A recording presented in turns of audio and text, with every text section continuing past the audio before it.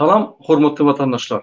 Şu gün 29 sentyabr men sizin ýene-de sizin bilen bir Men şu gepleşimde sizin bilen şu günkü geçirilen protestlaryň bir netijesini ýa-ni gürleşjekdim. Gürleşip başlamakam häzir men bir ýoldaşlarym bar, men bir gowy dostum bar.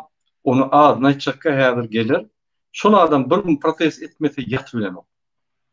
Ene şol bolan tügeleme maňa da motivasiýa berýär, dogrymy aýtsam, hakyky biziň watandaşymyz. Hakyky gowyny goýup durşul Berdimuhammedow aýyrmaly we Türkmenistany demokratik ýolly goýup Türkmenistanyň adamlaryna bakly durmuş bermeli diýip goýupdyr. Inni şol biziň ýa-ni oglanymyz gelen bolsa goýberýän. Egerde ýa-ni efir ýejek bolsa men operatorlardan haýyş edýän ine. Şolay ýan oglanym bugün protest geçirmede ýaşap bilen o. Onun ady Farhar. Ine şol oglany men köpden bäri tanıyan tügelime gaty ýürek arasynda pek ýürekli öz watanyň üçin hakyky akly bilen pikir bilen düşünüp hereket edýän oglanyň biri. Bizde diňe Farhatda başga da oglanlar köp, ýöne şu güne Farhat biziň mihmanymyz. Salam Farhat. Aleykümselam, salam aleykum vatandaşlar. Salam aleykum Murad abi, bugünkü protestanız gatı üstünlükli geçti. Biz efirde de garaşdyk, ýöne omat siz gelip bilmediňiz, ýöne soňradan gördük. Tügeleme sizin hem Muhammed aganyň hem geçiren protestlar gatı gowy geçti. Men hem şu gün aýdyşyňyz ýaly. Men plakatda bir gün aýlanmasam uky gelen okda gözüme. Plakatym maňyrda galdy, gidibem bilemok. Soň ahyry näme etjegimi bilmedim. Ýanymda gelinim bardy. 10 sanak standart liste aldık. Ona flamaster bilen yazdık. Ve şeydi evin içinde protesta geçirdim. Indi te 3-4 gün şu polis meseleleri çözülýänçe men indi evin içinde geçirecek ve bu geçiren protestamyňam köp bir peýdaly tarafam boldy. Sebäbi köp watandaşlarymız protesta gelip bilemiz ok, ýol uzak. Biz bar bilemiz ok. Şeýle bahanalar tapýadylar. Olar üçin hem men pikirim şeýne ýene bir sany ýol boldy diýsek bolýar. Evin içinde geçirip bilýärler. Bir krislonyň divanyň üstünde içindäki aýtjak sözlerini ýazyp, onu arkaňa goýup geçirip bolýar. Ýüzüňi açyp görkezmene gorkýan bolsaň, diňe şo plakatyň özüni görkezmem gürläp bolýar. We şeýdip halky ayağa galdyrmaň ýene bir ýoly diýsemem ýalňyş bolmazmy diýem burada. Tamam Farhat. Bir gün Farhat'la görüşdük, ýa-ni açyk efire çykaryp, gynalsak da men şu polisler bilen her gerek şular gelýär, ýa-ni spesial polis, diplomatik polis diýdi, ýene bir polis gör, aýgarap. Bunu eýe men tanap başladylar, köpüne özüm tanıyan eýem. Şo OON-nyň daşynda UNICEF, UNICEF, OON, WOS, ýa-ni Всемирная организация здравоохранения. Ýene bir topar edalar, şu meydançaty bar. Ine şu ýerde ýürütülýän internasional polis bar.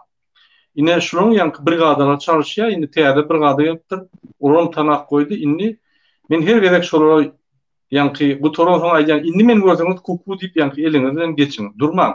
Sebäbi bar utulýanyz olsaň meniň ýanymda siz newdobla görünýär, ýa-ni tejribeňiz ýok, zadyňyz ýok. Ýa-ni biz protestler bütün dünýäde edip ýör, şoň üçin indi bizden öwreniň siz diýip ýa-ni gaýýar. Menem ýa-ni näme diýişýärdi Farhadym? Berdimuhammedow öýde ýatyran. Şo daway protesta gideli. Şuň bilen protesta gatnaşýarym. Amerika bardym, ine Ženeva, OON-a bardym Berdimuhammedow bilen. Halkymyz gelen okman şu ýene Berdimuhammedow bilen padvalida eden okşugyny çeldi. Ine şu gün näme oňuna wozun oňuna da geldi, bile men bilen protest geçirdik. Padvalida etmedi, öňkü ýaly, ýa-ni da kansa durdy. Indi Berdimuhammedow gelen soň sizem gelmeseňiz ondan bir hilek bolýar. Ine prezidentiň ýerine biziň prezidentimiz, milli liderimiz diýär. Ine öýde gelip protest edip ýör men. Milli lider oňa gitse näme oturýarsyň? Ine men şu zatları düşünemok. Berdimuhammedowam gatoriýasydan men şolary her zat etip gördüm. Murat Kılıçoviç. Şolary aýlygynam peseldim, konvertasiýasynam ýapdym. Oglaryny goýberemok, welaýatdan welaýat goýberemok. Koronavirus ölüp durkada näme demok. Hiç da demok. Bal tutup etmiyorum. Yani granitsaları yaptım. Pasportları uzatamok. Mena halis yıkıldım diye şu hafta. Hiç da deden oklar. Hiç kalan oklar. Siz burada edemediniz mena basıldım diye. Yine şurayalı yadaylar bolup geçiyor. Farhat, inni siz New York'ta bolup geçen sabytyalar hakkında, yani protestler hakkında näme dip bilýär?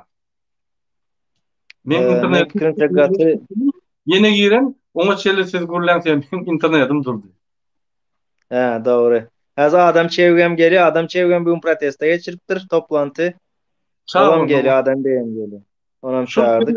protest geçirme olsa çağırın. Şu New York'taki protestada gaty şowlu geçti. Ine bugün hem geçiripdirler Muhammed Ağalara özüm gelip gurrun görer. Gaty şowlu geçti. Şu Muhammed Ağaň telpek bilen don giyip durany maňa motivasiýa berdi da şu telpek bilen don giyip elinde şu öňkü döwrüň mikrofon tutup gıygyryp dur. Ay men dedim seretdim gapdalma alar ýaly zat ýok, gıygyrar ýaly zat ýok. Beýdi otursam utanç dedim ýaşul adam çykyp şey edip dur dedim. Men 2 gün boldy oturýarym dedim indi mene çykjak dip. Soň şonu etdim da ýöne hakykatdan hem diýişiňiz ýaly berdim Muhammed bizi günümize goýanok. Murada hakyky günümize goýan mene 2 gün çykmadym diýişime girdi. Farhat diýdi ejeňe maglattym diýdi o kakaňa jaň ettim diýdi. Şey etdim men berin goýanok diýdi menem saňa indi öwrenişipdim diýdi sen hem 2 günden bäý müslüman diýersiň diýdi. Men aýtdym ýo ýoldaş berdim Muhammed men ukla bilemok diýdim. Şoňa diýdim bugün men çykajak diýdim. Çedip çyktım menem siziň diýişiňiz ýaly. O hakyky özü günüňe goýmaýan eken da şeýle bir kyle. Ýöne şu New York'ta bolan protestada ene şu Leyla Muzaffarova ene Muhammed Diýeji geçirip durlar. Malades hakykatdan hem gowy. Ýöne halkymyzda şeýle bir sora bar da murada New York'ta, Ýewropa tarapda protesta geçirseň diýeken hökümet, polisler saňa azar beren ok bir demokratiýa bar. Owa Türkiýede geçirseň reski iziňe düşüp başlaýarlar zat diýerler. Yok, onga azat yok. Türkiye'de de bizine görüşünüz Yalmura'da 2 ay, 2,5 aydan ve geçiriyoruz. Protesta çıkmadık günümüze yok. Yine adam beyem geldi, hoş geldiniz. Hoş bulduk. Geçiriyoruz. Salam aleyküm. Aleyküm selam. Berde de özüne gönlün yetişedip böyle. Aha. Ben bugün Buyurun Adem Bey. ameliyat oldum. Kusura bakmayın. Bugün geçmiş olsun. Sağ olun. Geçmiş olsun. Adem Bey. Buyurun. Men häzir Farhat sen terjime edip durdyny. Ine hormatly vatandaşlar, bizi Türkiýede Recep Tayyip Erdogan gollanok, ine bizi gollayan türkmen halkymyzy gollayan Adem Bey. Evet. Şul adam yürekli, hakyky musulman adam. Hakyky Türkmenistany, türkmenleri gollap, olaryň dertlerini bilip, öňe düşüp, bizim öňümizde durup protestlara ruhsat berýän, bize motivasiýa berýän adam ine şul adam. Tanak koyun. Adem Bey, Adalet Platformu. Adem Bey. Şey diyor adam abi, Murat abi diyor, bizi diyor Recep Tayyip Erdoğan desteklemese de bizim yanımızda Türkmenlerin arkasında destekleyip her bir protestolarımıza, basın açıklamalarımıza izin alıp veren Adem Bey var diyor. Sağ olsun, teşekkür ederiz diyor. Bu gerçekten de Türkmenlerin arkasında duran, kendi Türkmen olmasa bile kendini Türkmen gibi gösterip böyle yani Türkmenler gibi içinde böyle gururla protestolara izinleri alıp verip yanında beraber taşıyan bizim bir kardeşimiz diye söylüyor ve sizden de bugünkü olan toplantının açıklamasını eğer söyleyebilirsiniz vatandaşlarımıza diye. Bugün biliyorsunuz suç duyurusu metni vardı. Bir de gözaltı vardı Dur Sultan Hanım. Onu konu edindik. Basın yazdı. Arkadaşlar gelemedi tabii, polis falan var diye, gözaltı olmasın diye. Ama o polis bizim güvenliğimiz için geldi. Yani bir sıkıntı yok. Bütün basında verdi. Güzel oldu yani onu. Twitter'da da Abdurrahman Dilipak 900 bin takipçisi var. O da retweet yapmış. Yani 35 bin kişi falan görmüş. O büyük bir başarı. Yarın da inşallah yazar gazeteler. Dur Sultan Hanım çıkmış.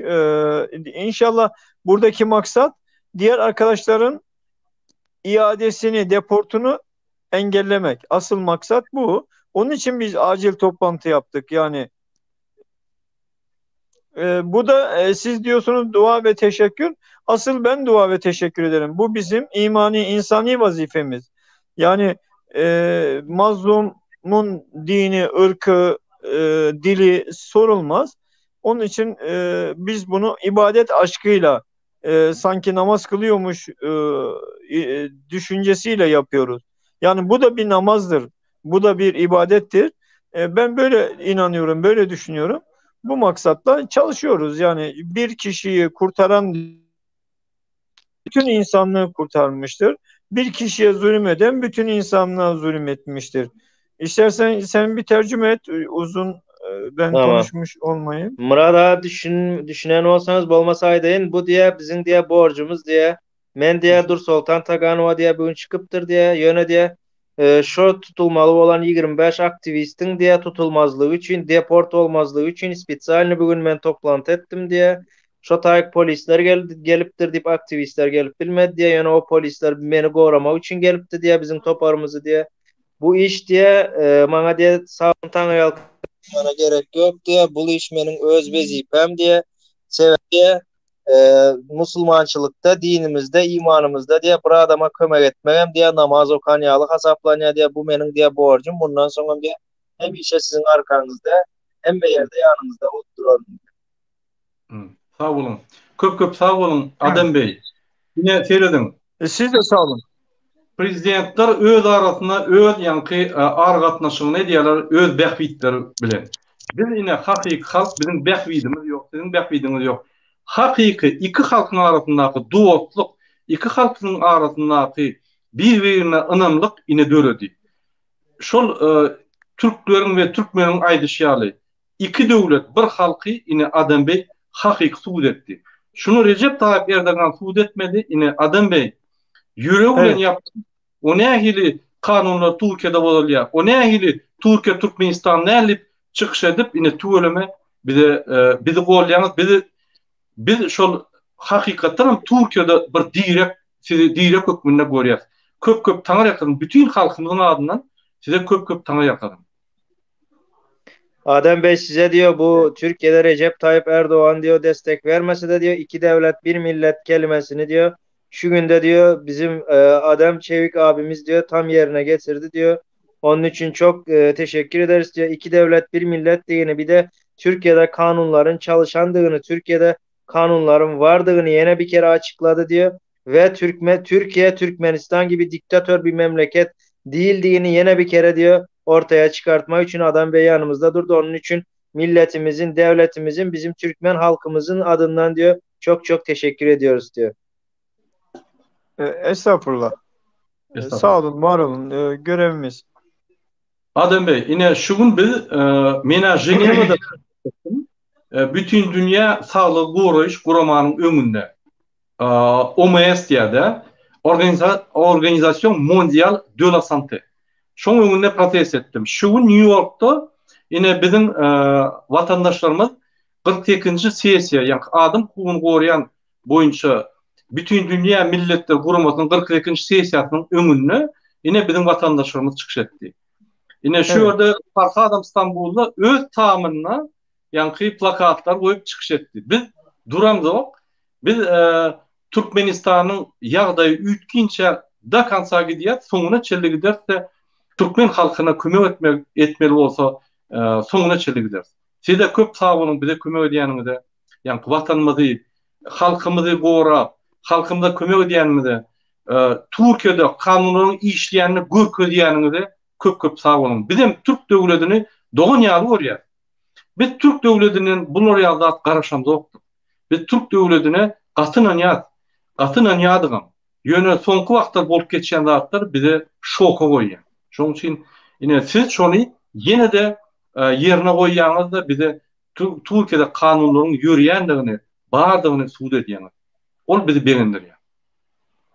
Evet. Şey diyor Adam Bey, Murat abi biz diyor bugün sizin toplantı yaptığınız gününüz diyor şahsen ben kendim diyor Ceneva'da diyor bu Dünya Sağlık Örgütü'nün önünde diyor bu Muhammed Deveci diyor bir abimiz var, tanıyorsunuzdur.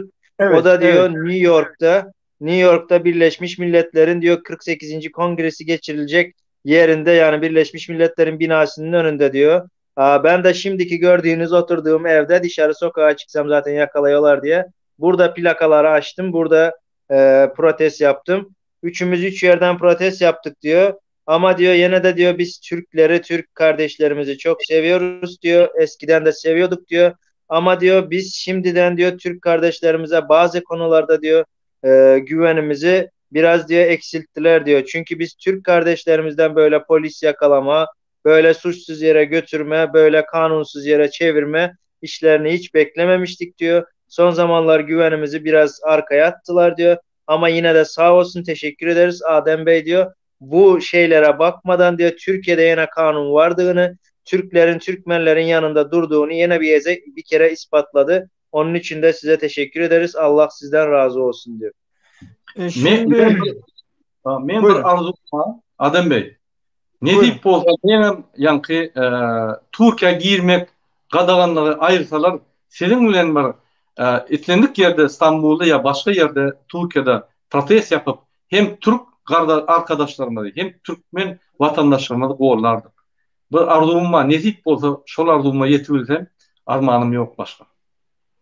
Benim diye bir tane arzum var diyor. Eğer inşallah diye Türkiye'den yasağım ayrılsa diyor, Türkiye'ye yine bir kere gelebilirsem diyor, sizin diyor baş başa durup sizinle beraber durup diyor, İstanbul'da olsun, Türkiye'nin neresinde olsa bir yerinde beraber basın açıklaması, protesto yapıp diyor, hem Türk kardeşlerimizi hem Türkmen kardeşlerimizi diyor destekleme bir tek arzum var inşallah diyor.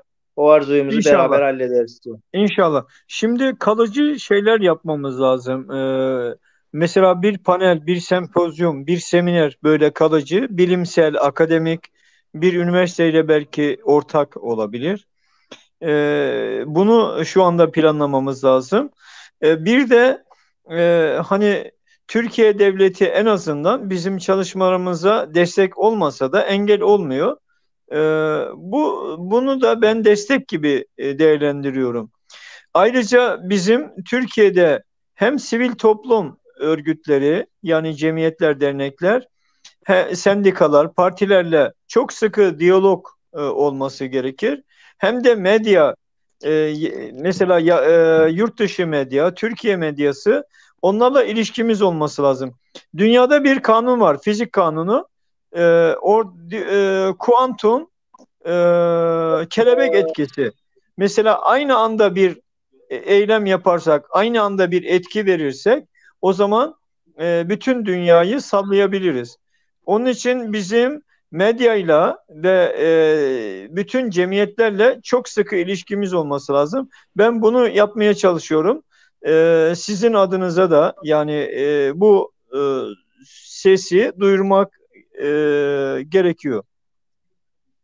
Tamam. Neme diye Murada, şumat diye biz Türkiye'de diye kalıcı olar yalı bir gruppan düzmel diye, gerek olsa şu günden diye şoň üstünde işlep diye bir üniversitet bilen diye dagawar bağlaşmalı olsa bağlaşıp diye şu üniversitette özümüzün gruppamız diye yani okudup yetiştirip diye bir galıcı gruppa erti diktatura yıkılan sonra şu Türkiye'de bir gruppamız kalsın diye, galıcı bir grubumuz diye. Son düzmel diye, ondan sonra diye Türkiye'nin havarlar gulluğu ve Türkiye'nin avurları, polisleri bilen diye bir özümüz görüşüp diye gepleşik geçirmeli diye. Ondan diye şu havarlar gulluğu bilen aramızı has etmeli diye. Havarlar gulluğu bilen Türkiye'nin neçe aramızı etsek diye şonça sesimizi yetirip bileriz. Türkiye bize diye golda vermese de diye kendi karşılığın verip duran ok devlet, hükümet diye. Şoň için şu zatların üstünde işlemeli oturup diye şu zatları hazırdan gurnap başlamalı ve dünya havarlar bulluğunam diye özümüze çekmeli diye. Açan da bizim eden protestamız, eden çıkışımız diye şu bir hatarda hem Türkiye'nin havarlarında hem dünyanın havarlarında çıksa diye, hemmesi bir yerden çıksa diye bizi dinlerler, hem bizim diyenimize kulağa masarlar diye birinci oçurda diye etmeli işimiz sosyal medyan diye östürmeli biz diye. Benim şoň için sizin adınızdan hem köp yerlerde çıkış edip görün diye. Evet. Mesela bu etkili oldu ki onlar korkuyor. Şimdi onun için şey yapıyorlar. Yani bu 25 kişi, 28 kişi istiyorlar. Demek ki ses çok etkili oldu. Elhamdülillah. Ha diye seret diye 25-28 kişinin diye spesialini sonra oturlar diye. Seredin diye şu sosyal medyada köp çıkış edildi diye. Hemme dünya yüzünde yayradıldı diye. Şoň için diye bunun biraz yan bolsa korkusu oldu. Şoň için bu adamlar sorapdylar diye. Ana şu sosyal medyanı östürenimiz için diye. İstersek yana bundan hem diye gowrak östürsek diye, şu soramana da korkuyalar soň diye. Şu adamlara değmene de. Sosyal medyanı. Gatı doğru pikir, bizim şonu pikir ediyet. Şoň için biz gurnap başlamaly. Ne deyip bolsa o mesele boýunça aýratyn zoom geçip pikirlener efirde de. yani üstüne işler gatı olmasagat biz gollaýasy şu masalatda. Şu fikirde gollaýasy. Hmm. Teşekkür ederiz diyor. Biz de zaten aynı şeyi düşünüyorduk diyor. Biz bu efirde değil diyor ama bundan sonraki bir Zoom efirlerimizde diyor. Ayrıyetten bir tane efir yapacağız. Adem Bey sizi de teklif edeceğiz diyor. Onun üstünde diyor yine de daha fazla diyor çalışırız. Daha fazla da onu konuşuruz diyor. Sizin tekliflerinizi. Tamam inşallah. Bu bir teklifi vardı Murat Bey'in. Hani İstanbul'a gelmeyi temenni ediyor. Eğer yasak devam ederse, o gelemezse biz Fransa'ya inşallah gelip orada İnşallah. bir eylem basın açıklaması yaparız inşallah. İnşallah inşallah. Gelin. Ha. Yani biz Eğer diye Murat Kurbanov gelip bilmese diye eğer nem etmesin diye men gelecek Fransa şu tayda diye bile protesto yapalım diye gelin Fransa'da. gelin. Gelin. İnşallah. İnşallah inşallah. Okey. Peki. Tanıyan kadar da gelip yine bizim bilen paylaşyanınıza ve Türkmen halkımızı gollayanıza köp tanıyan kadar. Biz hakikattan hem sizi görürümüzde özümüzün Türk doğumumuzu görürümüz ya golya. Siz yani bir neye söyledik bile kömek ettiniz. Öz Türkmen halkına vefalarınızı suud ettiniz. Tamam. Evet, benim de bir düşüncem var, fikrim var. Şimdi bu muhalif hareketlerde mesela bizim kardeşlerimiz farklı farklı düşünebilir. Yani sol görüş, sağ görüş, İslami görüş ya da farklı farklı görüş. Biz şimdi muhalifler olarak, yani diktatörlerin muhalifleri olarak, başta Türkmenistan olmak üzere, öncelikle yangını söndürmek için bir araya gelmemiz lazım. Fikri ayrılıklarımızı bir kenara koymamız lazım. Yani mutlaka dünya görüşümüz, felsefi görüşümüz, dini ya da mezhebi görüşlerimiz farklı olabilir. Bunları bir kenara koyup biz sadece diktatörlüğü nasıl yıkabiliriz? Nasıl bir demokratik ya da özgür bir devlet, hükümet kurabiliriz? Bunu üzerine çalışmalıyız. Yani yangın söndürmek için bir ve beraber olmalıyız. Hı. Tamam Murat ağa hazır şumat diye adam abi biz diye hemmemiz bir olmamız gerek diye sağcılar solcular berdendi diyeni bizim apozisyonerler diye hemmemiz bir olmalı cemlenmeli diye birinci bizim diye etmeli işimiz diye şu diktatora yangınını diye pajarı söndürmek diye şonu söndürüp demokratik yurdu kurmak biz diye onun için diye hemmemiz birleşmemiz gerek diye hemmemiz bir olan yerimizde diye yani bizim apozisyonerler aytýa bu şumat şolar hemmemiz bir olan wagty diye yangınam söndüreriz, demokratik yurdam kurarız diye. Ondan son böyle bölünsek bolýa diye. Yani parçalara bölünsek bolýa. Hazır diye doğru değil ediyenimiz diye. Hemmemiz birleşmeli. Bulan men teklifim diye. Gatı doğru teklif sol burada bariyat ya ine seridim. Devlete topara ayratın bariyadi. Inne biz köp devlete topar deyip yani ayratın edem dokta ki şu birlik toparlarla goşuşup bir apozisiya olur. Yine seyret farkat verdi, nuru verdi, devlete değerlesin. Gelýäňiz yani bilil. Kim gelse gelsin kapı açık. Devletin platforması ol bizim için yani bir instrument. Biz ulanýasyn. Sizde bir zat bolsa sizin TikTok'un bizim instrumentim. Biz o yerde ulanýar. Şoň için biz birleşip başladık. Kim birleşecek bolsa ýa-da birleşik bolýar. Ine biz Türkmen Demokratik Geňeşini açdyk. O ýerde 8 topordan köp azalar we köpelki bolýar. Ýöne bizim tek bu zatlary Adem Bey birinci gezek edip başladık şu bir ýyldan beri. Oňa çelli yani halkymyz aktivistler köp ýokdy. Bizde sizin ýaly tejribeňiz ýok. Ýöne biz şu lugurda barýar. Birinci birleşmeli. Hiç parti, hiç yani hereketler öňüne öz maksatlaryny goýman, umum maksat goýmaly. Diktatura açyş. Biz ýeňen soň her parti, her yani gurulma, her uğur öz uğruna gider. Demokratiýaň yani prinsipleri ýaly köpleýin partiýa, köpleýin hereketler onu hakikati yani tapmak atan satın. Adam Bey diyor ben de diyor sizin dediğiniz gibi destekliyorum diyor. Çünkü diyor bizde diyor aynı dediğiniz gibi sağcılar solcular dediniz. Onun gibi bizde de diyor böyle toparlar var diyor. Onlar yavaş yavaş bize şimdi katılmaya başladılar. Halkın içinden milletin içinden gelip katılanlar da çok diyor. Biz de aynı sizin fikirdeyiz diyor. Daha da o birleşmeye, bir olmaya, beraberliğe şimdi de çağırıyoruz diyor. Eskiden benim de diyor toparım DVT'di diyor. Benim diyor toparım DVT'ydi. Şimdi tek DVT değil diye DVT'nin içinde başka toparlardan da var diyor. Yakında Çok biz bir güzel. kurultay açtık diyor. Demokrasi diye. O kurultayımız diyor 8 topardan diyor. Orada da başka başka toparların vekilleri var. Aynı dediğinizi destekliyorum diyor. Biz ne zaman diyor birleşip bir olduğumuzdan sonra diyor bu sizin dediğiniz yangını söndürdükten sonra demokrasi Türkmenistan'ı kurduktan sonra diyor herkes kendi partisini de açabilir, kendi toparını da kurabilir. O zaman diyor bizim de diyor devlet başında çalışmamıza diyor daha kolay olur, daha iyi olur diyor. O her partinin sıkıntıları ortaya attığı zaman diyor. Evet. Şimdi bir teklifim daha var.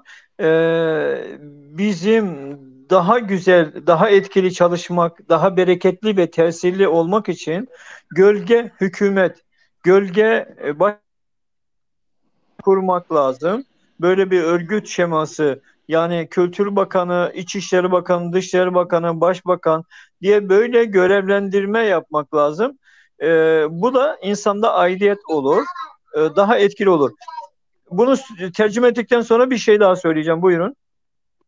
Tamam siz söyleyin onda He, yapayım sıkıntı yok ben hepsini. mesela genelde hani kendi inancıma göre, kendi doğrularıma göre hep genelde muhalif tarafta oluyorum. Yani mesela Çin zulmüne karşı Doğu Türkistan yanındayım yıllarca.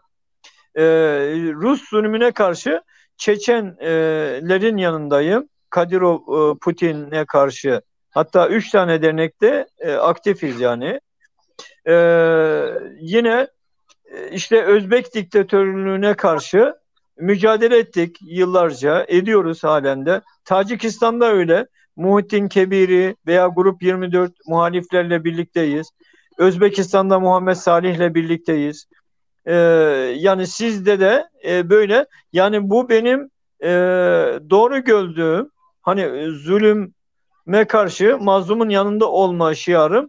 Başka ülkelerle de çalışılıyor. Eğer bunlardan arkadaşlarımızın, yani Murat Bey'in veya diğer arkadaşların bir rahatsızlık duymaması gerekir. Çünkü benim çalışma usul ve üslubum da böyle. Yani hep muhalifleri değil de doğru bildiğim muhalifleri, iktidara karşı, zulme karşı, diktatörlüğe karşı muhaliflerin yanında, hakkın yanında yer almaya çalışıyorum. Tamam. Murat adama abi diyor yine bir san diye teklifim var benim diye. Bu Hı. teklifim diye biz diye şu işimizi diye diktatörlük yıkmak için diye hazırki dönem diye go iş alıp varmak için diye onun için biz diye şu alttan diye yankı bular başbakan diye de bizim premier ministerimiz, ministerlerimiz, ministra baronlar, minfiinler, aparat kim neyle adamlar bolmalı diye şu alttan saylap seçmeni okuyumuz bolmalı bizim diye. Şol okuyumuz bilen diye şol okuyumuz bolsa diye bu işi has tiz, hazam güçlü diye alıp barıp bilyas diye. Soňam diye yine bir zat açacak Murat Kurbanova diye. Men diye bu neme Doğu Türkistan'ın yanında da protest ediyen diye sebebi Xitay diye bulara karşı diye. Son Rusya diye Çeçenistan'a karşı diye men yine Çeçenistan'ın arkasında diye. Son Özbekistan'da da diye men işleşen edil Murat Kurbanov ýaly diye opozisyoner toparlarım var diye. Son Tacikistan'da da bar diye bularam diye gatı görmän diye men iň azy diye 3 san dernekde aktiv hereket etdiýän diye ve Türkmenistan'dan diye siz ve sizinki ýaly diye protesta gatnaşýan şu diktaturany ýykýan vatandaşlar bilen diye şumat işleşip başladım diye. Men nirde diye mazlumdar yani nirde beýle diktatora sistemasyna yardım eden adam bolsa diye men şolaryň hemmesine karşı diye berdi diye. Men Ya şeyleyen Suriye, çıkış edýän Filistin'de diye. de böyle. Suriye'de, Filistin'de de aynı şekilde. Tuğrulma. Suriye'de de Filistin'de de onların hem arkasında men diye. Onlara da aynı şekilde şobur görünüşte diye yardım edýän hem size de yardım edýän diye. Tuğrulma. Görüp turuz, Adem Bey'in ulu yüreği var, ulu adamçılığı, yüreği ulu, biz görüp turuz onu. Şoň üçin Putin'e karşı Çeçen halkyny gollap, eger protesta çykmaly bolsa bizim taýa. Sebebi diktatorlar Putin, Kadyrov, Bermuhamedov bular siyasat meýdançasyndan Yitik Evet. gitmeli. Halklar adatlığa çıkmalı. Zulümler yitik gitmeli. İnne biz 20. asırda yaşapıyoruz. Bu zatlar koymalı inni. Bollu inni. Doğru.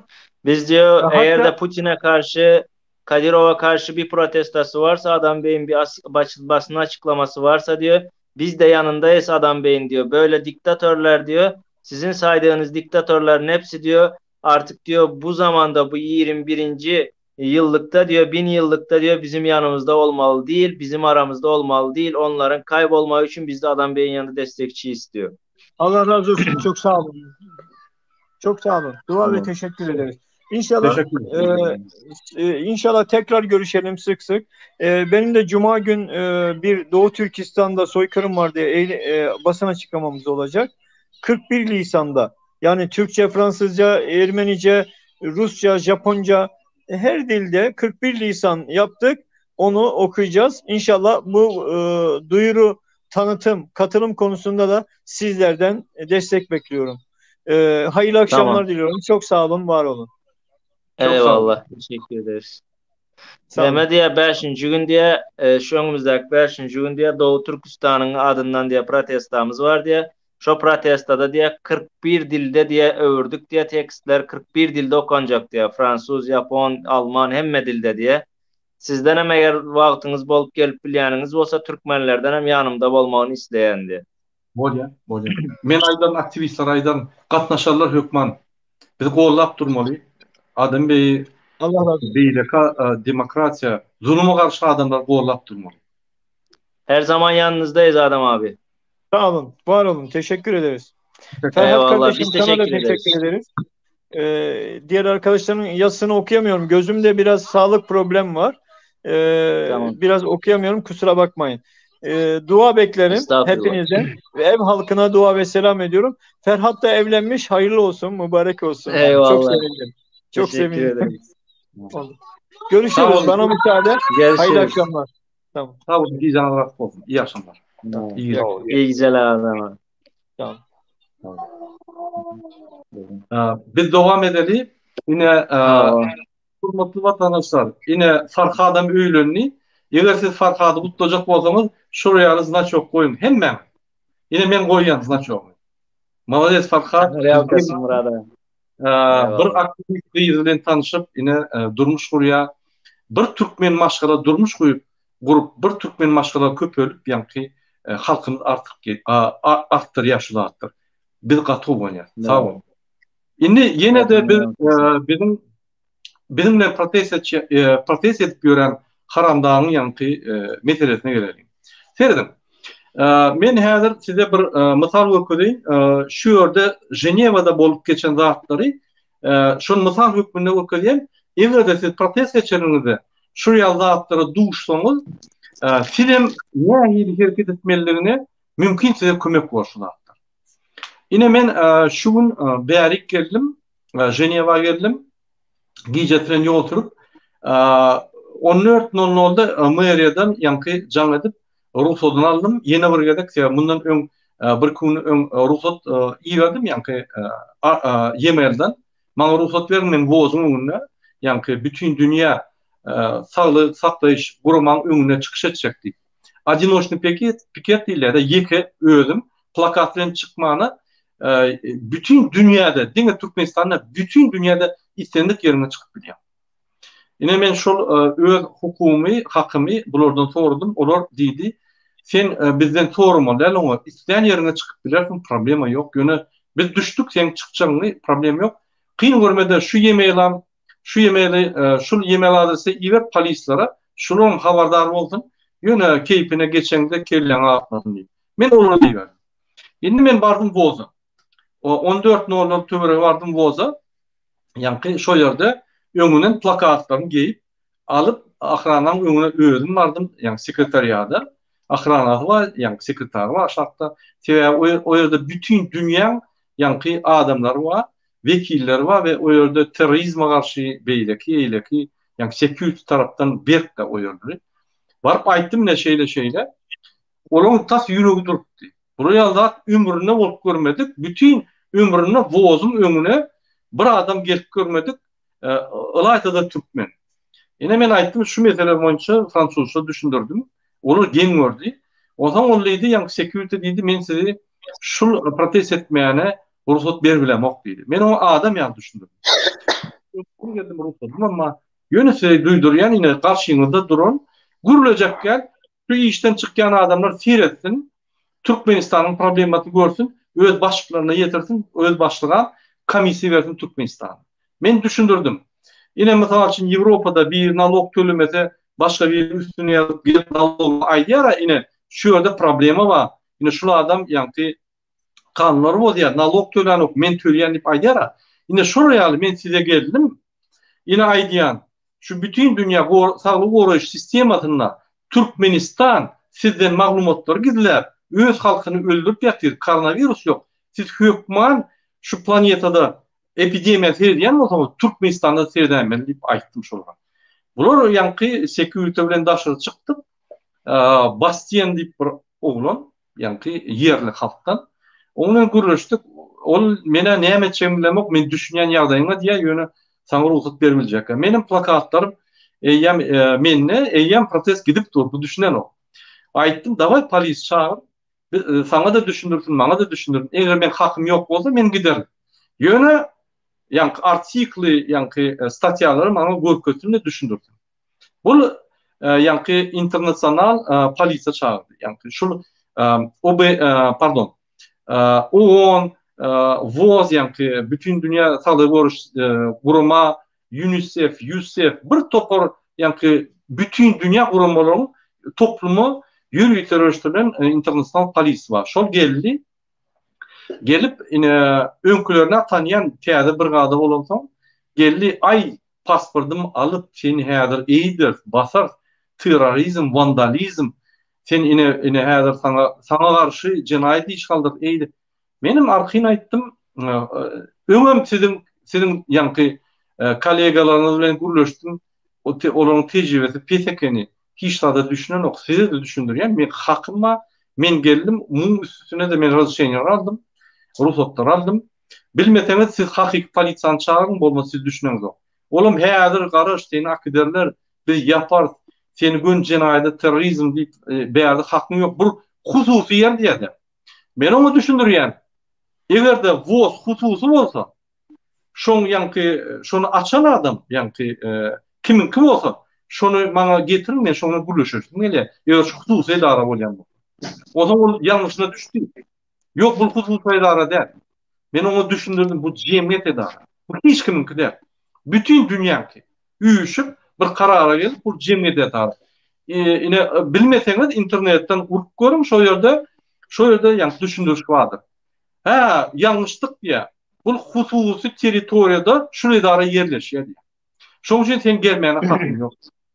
Men bulary düşündürdüm. Ýoldaş polisler. Şul edara jemgyýet edara.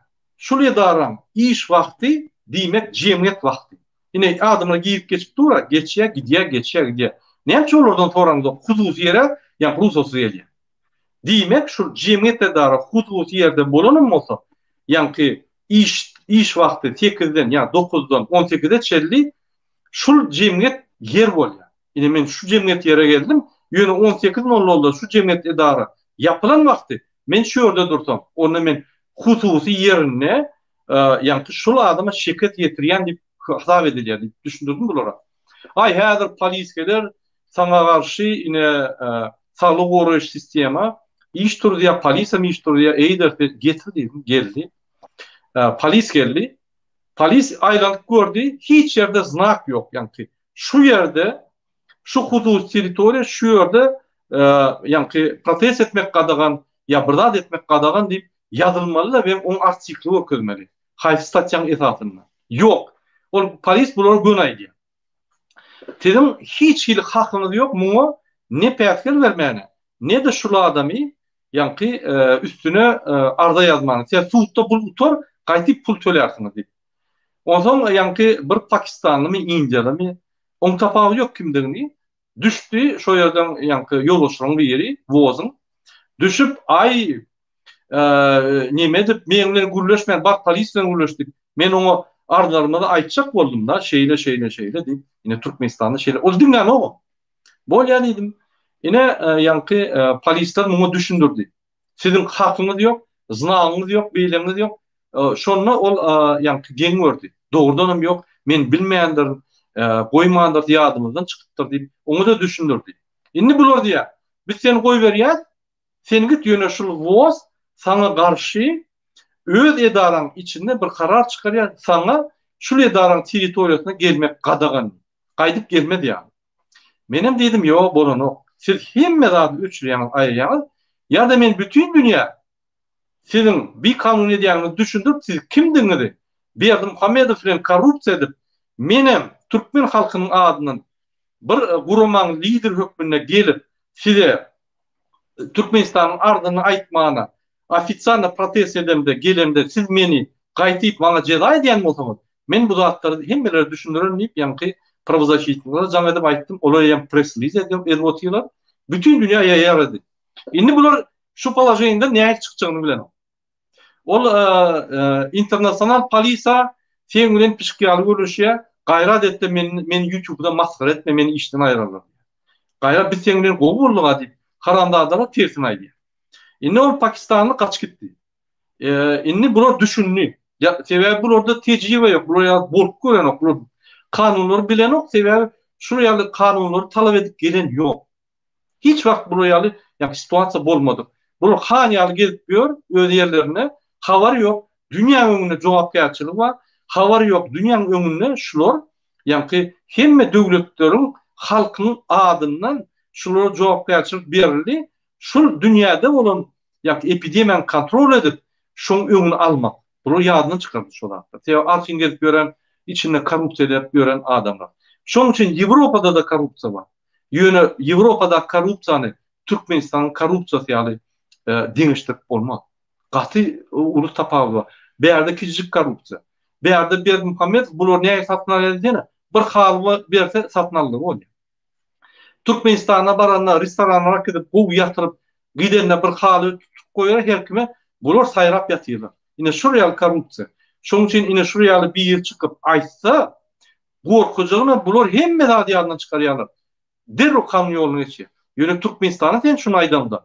Sana ýa-ni jeda edilýär ýa sen jenaýat çykar. Şoň üçin tapawy urulur. Korrupsiýaner bäýerde hemmetde 1-2%.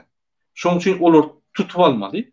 Bütün dünýä maskara etsen, şol edarada bir topar adam işden kovulýar we şol edara normal işläp başlaýar. Ine men şu tejribem Ýewropada 16 ýyldan bäri tejribem. Şoň üçin ine häzir indi biz internasional polisa belli bolup Türkmenistan diye biz hakyny talap edýär, olar bilýär. Birinji onuň ýanynda bular men kellem agydyp, aýır bu zatlaryny, plakatlaryny diýip kanun bolup bilmän. Men siz suwdaky diýen niýetim başgalarına jaň edip oňa ýalňyş ýalyna düşündirir de bagşlamas boldy. Şu edegem bular ýalňyşlaryna düşündirir. Indi eýer maňa ýürüýte bir territoriýa berdiler, sen şo ýerde edebilersiň. Menem aýtdym, men edemde de siz geçeningizde de eliniňi galyp kuku diýip geçin. Bolmasa YouTube'da ýene çykarsaňyz diýsen, bolýa. Gitsem bolýa diýip ýanky nimedik. Men diýjek bolýan zat. Hemme ýerde türkmen öz hakyny almaly. Biz beýlik hakdan kim ýerimiz ýok. Şu ýerde egerde imsim oturup seni gorkudyp pasportyny akylyp, o ýere akylyp, bäri akylyp dursaň, dym otursaň, bäýerde diýişim bolýar. Türkiýede ýaly. Durmaly, da konca suud etmeli. Birinjiden kanunlar bilmeli, bozmalylar. Şoň üçin biz size konstitusiýany uğradyat, konstitusiýanyň maddalaryny uğradyat, okaň şol zatlar. Düşünmeseňiz, araňyzda düşünýärlerden sonra çeýnäp bersin. Siz konstitusiýany gurhan ýaly ýatdan bilmeli. Onu hiç zulüm, hiç maşennik, hiç parafor ýanyňyza barmaz. Sizi gördü gaçar, anan. Ine bir sorak var. Türkmenler kä wagty ay Murada sen Ýewropada ine sen o ýerde aňsat kanun goru Türkmenistanyny gorap bolanok şu kanunlary. Biz ine Türkmenistanyny alyp bilemdik diýip aýdýar. Ine Farhat men sana şu soragy berýän. Oňa men özümden jogabyny aýdyp, sen näme pikir edýän şu soraga? Şulara näme düşündirmeli? Türkmenistanyna işleýän kanunlar ine Türkiýede işleýär, Ýewropada işleýär, Türkmenistanyna işleýär. Ine güne kanunlarda mı, adamlarda mı, ya güne prezidentlarda mı? Özüň näme pikir edýän? Näme jogap berjek şu soraga? Şutaýda bir zat var, söze başlamak Murada bir anekdot var inde, siyasat biraz gülüşeli. Bir taksis olupdyr diýe, edirşi siziň diýen sözüňize diýilýän-de. Soň diýe açar maşina ters sokupdyr da diýe klient alypdyr diýe. Maşin otlananok da ters soksa. Soň diýe ay bolanok çykypdyr da diýe ýanky maşyny açyp kapotu açyp diýe kontaktly zatlary görüşdirip başlapdyr diýe. Ýanky içinde oturan klientem diýe açar alyp dogry sokupdyr diýe oň habary ýok da ýene minipdir da diýe otlapdyr berin otlanypdyr diýe ýanky klient aýtýarmyş diýe. Men diýdim ha kontakt slaby kontaktda diýipdir diýe. Ýanky klientem diýe biraz şusturrak eken da ýaşyly diýipdir diýe. Häme näme diýse gep kontaktda däl rul bilen sidýeniň arasyndaky tentekde diýip aýdypdyr diýe. Edir şo kanunyň işläp işlemeýişem edilindi. Edir şoňa birazjyk gawat gelýär da ol Türkiýede işleýärmiş, Ýewropada işleýärmiş, Türkmenistanda işleýär. Dogry, Türkmenistanda birazjyk öz peýdasyny işletýärler murada. Gep halkda. Halk näçe oýansa, halk näçe ayağa kalsa, halk näçe öz hakyny talap etse, kanunam şo derecede işleýär. Da ağlamadyk çağa emzik ýok. Sen näçe ümsüm otursaň, näçe ay bolýar diýip sabr etseň, şonça da eger Ýewropada, İstanbulda, Germaniýada, Amerikada da halk, biziň halkymyz ýaly ümsüm oturan bolsa, şo taýda da kanun işlemeýär. Hakyky. Şo taýyň halky, näçe halk aktiv çykyş edip, aktiv hereket eden ýerde kanun kak poложенный işleýär. Iň ölen Afganistanda da halk aktiv bolsa işledip bolýar kanun. Sebäbi kanuny işletýän hem halk, işlemezligine mümkinçilik berýän hem halk. Şonu bilýän soňam ine kanun şu sözüme maýdaýyn, kanun işlemeýe hemme zat para diýäsde, parany berýän hem halk. Türkiýeden uğradyp durs 300, 400, 500, 600, 700, 800 uğradyp durs. O pullar hem diňe para bolýardy, parada kime gidýärdi? Yoldaş Berdimuhammedowyň tokumy bilen yegenlerine gidýärdi. Ana parany berýän hem halk, sebäbi çykyp gygyrasy gelen ok, çykyp hakykat aýdasy gelen ok, hakyny sorasy gelen ok, bir adam çykyp gygyrsa basýarlar, 10 adamam çykyp bilen ok, gorkuşup durlar, şoň üçin hem Türkmenistanda kanuny işlemeýär. Haçan agzy bir bolup öňe çykan wagtymyz kanuny şeýle bir işledip bolýar, Amerika hayran galýar, oho bizim demokratiýamyz hiç zat däl eken Türkmenistanyň ýandy. İşletjek halk diňe halk. Hakyky. Sag bol. Inni şu soragy men Timur'a berýän. Timur. Ine Türkmenistanyň haky vatandaşlarymyz diýe. Hawa Murada Ýewropada kanunlar işleýär, Türkiýede işleýär, Türkmenistanda işletmemek biz sizi ýaly edbilemdi. Näme pikir edýäňiz şu mesele? Şu soraga näme jogap berýärsiz? Hormatly vatandaşlar, kim jogap berýär bolsa kommentarda ýazyň. Siziň jogaplaryňyzdan okap beririz. Timur näme? Timur, siz mikrofon açyň, Timur, Enes Gence. Sağ olun söz verdiğiniz için. Uzatır vardı aytıp geçtiğiniz hem benim yine şunu qaytalap aytýan. Türkmenistanda kanun işlemesi için bizim halkımın özleri gözünü açmalı. Səhəcində halkımıza şu öňüne öğretilen şu diňe hem bir zat edilen nokta diňe pulen edildi. Eger de bir şol öňki bizim şu olaryň seýetýändir bir köp sowa şol özleri mesela şol kanuny nämet mesela şol kanun ýalyda hereket etmeler hawa özleri şu nämeni korrupsiýa özleri şu nämeni pul berip saýdyp şol haramdagy goldap durur häzir. Ýa-da egerde häzir bizim vatandaşlarymyz şol näme goýsa mesela şol polislere pul bermeni, pasoldaklara pul bermeni goýsalar, olaryň bile arak içmeseler, bile gezmeseler, bile olar onu şol mesela öňe aýt geçdik mesela Moskwada Masollar şu nämede bir 4-5 tane olanın aňarda tokoýda arak içip dagap ýörer. Olar bolsa şol 4-5 tane adam üstünden öz halkymyzdan pul geçirip durýar. Täzinde ola nälik işi bolsa çözen diýe, soň ola belki pasolda kaymatýa hawa $1,000 diýe, $5,000 diýe, $10,000 diýen zada alyp durýarlar, wara haýwanlar. Türkiýede Moskwada so biziň ýanky öz biziň gynansak da şu Yankı kaýrly bizim kaýra taşamız Türkmenistana gitjek bolup şo dokumentin dogulajak bolup $10.000 berip durlar howa. Şu edil maliýany da eger bermeli şunu berdiň sen уже diktatoryň näme bolýan howa. Diktatoryň Bu olur. diktator goldadyň bolýar. Şoň üçin bizim halkymyzyň gözüni açmaly. Beýleki öten döwletlerden görüldü almaly. O wisiatki bermeli däl o. Häzir tem bole ol narkoman, şizofrenik, haramda ol Türkmenistany satmam mümkin. Lüboy hava. Her wagt lüboy wagt şol näme Türkmen satmam mümkin. Ol öz watany satdy, öz milletini satdy o. Bütün dünýä bizim Türkmenlerimizi, bizim gulýaly adam, gulýaly öz Türkmenlerimizi uçanlarymyzy, bizim afserlerimizi, bizim beýleki wayenlerimizi ol dünýä boýunça masar etdi o. Şoň üçin nire barsam häzir dogry şo aktivistler köp çykyş bilen şo aktivistlere şolaň üstünde hem ýerde bu haramdan kimdigi bilinýär. Indi bir näme bar poslowiýa da o tandyr nany tandyra gyzyn diýipmal diýär. Her şu tandyr gyzyp başlady. Şu gyzdan bitek boljak o. Indi musa halkymyzdan haýyş hemmesi birleşip şu rejim karşısına işlemeli ol nädip işlemeli rejim karşısına. Wisiatki bermeli däl. Wisiatki bermeli goýmaly. Ähli ýerlerde o. O da şerýat bolsun, içinde bolsun. Bermeli däl. Berdiňiz men o hiç çaşan Türkmenistan düzelmiyor. Öz kanunu hukuklaryny hem ýerde talap etmeli. Hem ýerde owalarda, şäherlerde howa. Şu birik-birin goldamaly o. Biriňizi polisiýa tutdymy? Beýleki goňşy ugapar soramaly näme tutdyňyz? Na какое основание? Näme sebäp bilen? O kanun ýa-da ya kanun ýa-da dälmi diýip o. Şunu sorap birik-birine Türkmeni iýe çykmaly.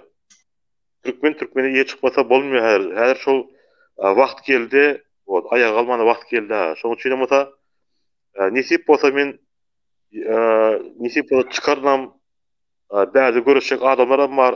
Görüşersem o şoň üçin biz häzir özümiz bäden ugrany gözläp otyrys. Nädip şol watanyň içinde protestlerden çıkan adamy biz gorap bilek diýip şoň üstünden häzir işlem geçip şoň üstünden häzir oýlanyp dur. Nädip? Häzir mesela häzir men çıkın diýende Türkmenistan ýa çärje çıkın bir diýende häzir men ýagdaýym ýok ol goldamany. Häzirde şunu şol adamy bir atýan wagtynda adamy bir ugry gönükdirdi. Hawa. Sen şonda adamy %100 şunu ýygynyň näme edip şunu da şo goýryn şunu gorap hem tarapdan ýuridik tarapdan hawa hem tarapdan şunu näme etmeli. Jogap bilen şu adam. Indi Türkiýe barada şol ýanky Adam Bey men türkçe bilýär. Adam Bey çykyş etdi. Adam Bey gaty arasy adam eken men gepler men türkçe bilýär. Hawa. Benim şu an savaşın ayların gerek koyduğunu hemen ben yattım çıkardık ya şu an ben Türkçe bilen aylardım ben şu adam. O son şu adam aytdı o şu üç tane dernekte o aktif adam ekeni o inşaatı berden bizim derneklerimizden Sibirya derneklerimizden adına netip burada ona telefon eder. Teşekkür aydar netip burada. Öyle sağ olun. Murat Razakov live basın diýmede efire gelsen. Senden Torova. Doğru ayttınız. Torova. Näçil öz efirlerine plakat koyup çykyş eden o. Torova gelsin. Timur bağışlan demeğini böldüm. Men o kaptor ýazylanlary sağ olun hormatly vatandaşlar. Siz hem jogap berbilersiniz, siz soru bermelisiniz. Ya bu açyk efir hemmäge. Barkat inim näme şuň sen protest etdin de. Atyp ýerlerde ol. Indi bizim şu dogry maýsak ine bizde ne şunu garaşdym, ýatman garaşdym. Sädinde aňarda Murat Kurbadow bolap ýör. Abi o ýerde o hep ýerde oğlum bolap senem protest diýip çykyp durdum. O zaman şunu bizde gaty giç oldu. Saat bizde saat 2:00 oldu. 2:00 saat bizde. Atom biz işleri köp başa ýatym çykat. Evvel desem şunu aýda bolsam Farhat. Niye? Ağam sen bir kağıza ýaz da kuçkure ýaz ýa bir Men kitaplarda var. Onu kitap eder. Şeýle siz ýazyp, halak tamamda bermeli bile. Ýaşly. Düşündüňmi? Şoň üçin bilen bu altynda siz kendine dep seçipde koyup protest etmeli. Doğru mu? Doğru doğru. Şoň üçin hiç zämetme, hiç utanma. Ýaşlanmasyn, kim özüň etýän işlerini eger ýaş kiçi dogry iş etýän bolsa, ýaşlylar biz ondan dinlemelibiz. Ya men ýaşlyk edim diýip, ya men köp bilýän, men 2 tane üç obrazowaniýam, hawa belki diplom bar diýip etmelerde şol biz şol ýaşlygyň görüldü almaly. Ya biz ýaşly görüldü almasak biz hiç bizde razwitye bolmaýar. Biz uju utopia, bizde wapşe da bilim bunu wapşe ýok. Hiç zat ýok. Dige para, pul, jay gurmaly, tüýetmeli, ol etesi niros, etesi absolut daşyryk problemi ýok. Hem adamda 2 maşyn, 3 maşyn, kan öýü bar o. Samolyotlar ama adamlar. Şoň üçin şöyle biz geçiremizde şol öz ýaşlamaz dinlemeli. Yine hatırlamaktan özüm sen şodana gepleşin adı doğru. Bu katli onu söyleyeceksin. Yani Burak Kurban geplen hakkında katli güzümen kuvvetli tutsana. Hava. Şoň üçin buradan eden vaktinde bir dedim ayt bugün. Biz bugün mesela şu tematika Burak Kurban Ceneva'da belirtir Amerika'da şirkette hava. Şu arada guru getirdik onu aytsam bir hayalı kurup näme azumu gelir. Bolýar. Soňra häzir habar geldi nämeden Novosibirsk'e habar geldi hem näde salamatlar we Murat Kurban size çok salamlar. Batı doğru işten ol diýär. Häzir salamatlar.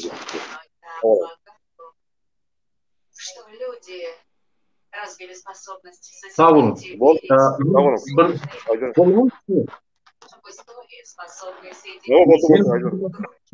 Yankı şu her ekibde yarıştırılan adamlara köp kamerayakatın bizim vatandaşlarımızı gorlayanlarda bizim bilen komentarlarda bize öz tanqidlarımızı, öz pikirlerimizi, öz maksat yani arzularımızı ayyanlarda köp kamerayakatın. Şimdi yine bir yıl var bizde onun adının nime olursa görmen o. Kim var? Zeynep.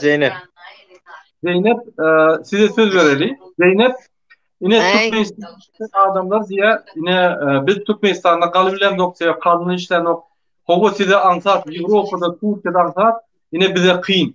Yine şu mesele, yani beriyen cevabına, siz ne düşündük bilýäňiz?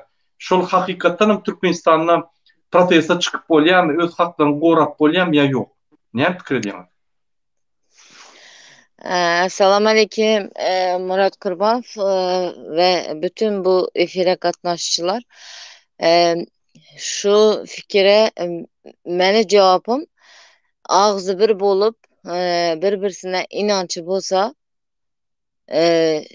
Nitoyka yurttaşında ve Türkmenistan'ın içinde de şu işlerini alıp barıp boladı. Meni gözüm yetedi. Lekin bizim halkımızda bir-birsine inancı yok. Bir-birsine inanıp bilmedi. Bir-birsini satıp ürgen. Ben şuradan bütün halkımıza seslenmek istiyorum. Türkmenistan dışında yürgenlerem hezileti büren ok.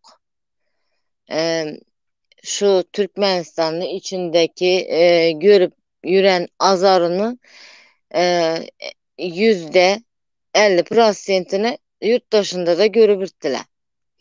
Lekin işlep pul tapadılar. Türkmenistan'da bu da yok. 50% hem yok. Kembagal hayat Aşgabat diýen yerlerde şäherlerin içinde doğru düzgün bundan normal yaşaş bolup biler, lekin kışlakı kolhozlarında kembagal yaşap oturganlar köp. Ben eşitip oturpman. Şunun için bana aytadılar, sen dedi, şunun zatlara çıkıbır sen dedi.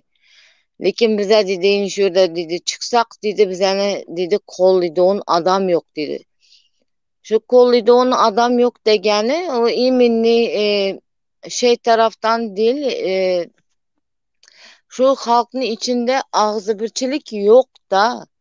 Hazır birisi şu Murat Kurbanov'un videosunu seyretse, yanındaki bir iki kişi bolsa, üç kişi bolsa gitadi, üçüncü kişi barıp satadı.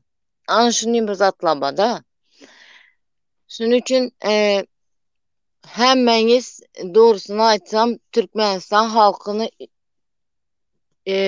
görüp otursla ne kıyınçılıklarda yaşap oturganыңızı. O yüzden bir-birsinizi satmakını koyunla, bir-birsinizi kollanla, e, yol karanla, nişetip yol çizelim. Bu zatların içinden çıkmak için bak o. Doğrusunu aytsam Murat Kurbanov bizenin halkının arasında ağzı birçilik yok. Yani bir-birsine inancı yok. Anı şu ben aytacak gapim. İnşallah bu yakın arada Türkiye'de zaten birbirimize inanıp ucu cemleşip başladık. İnşallah Türkmenistan içinde de şunun ağzı birçilik yetip cemleşip başlayacağına gözüm yetedi.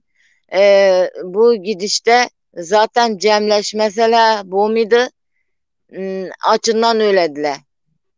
Açacağım şu kadar.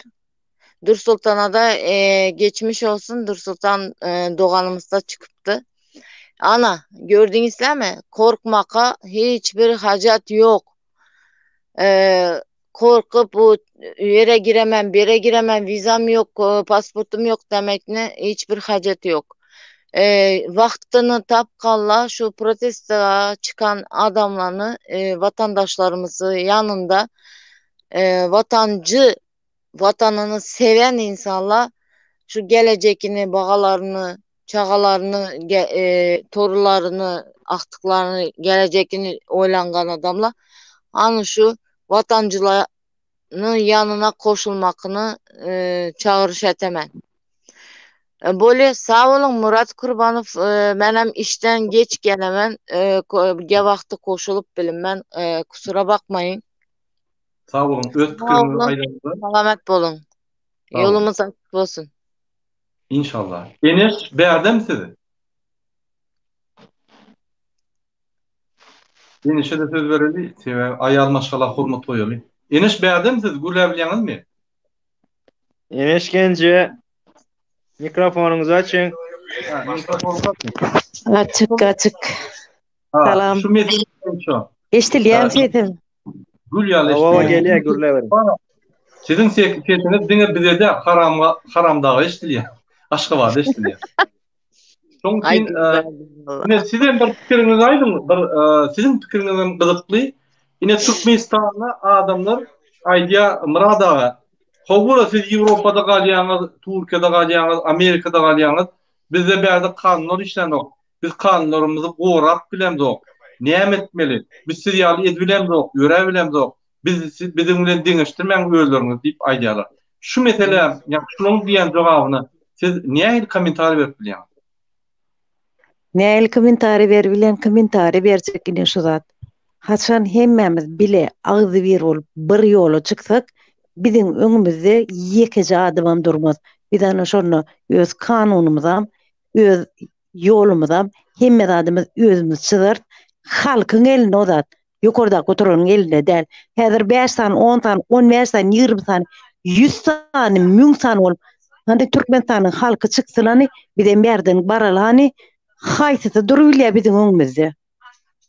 Türkiýede 25 adam, 28 adam diýip berde basdylar. Hudaýa şükür ýygymize durdular.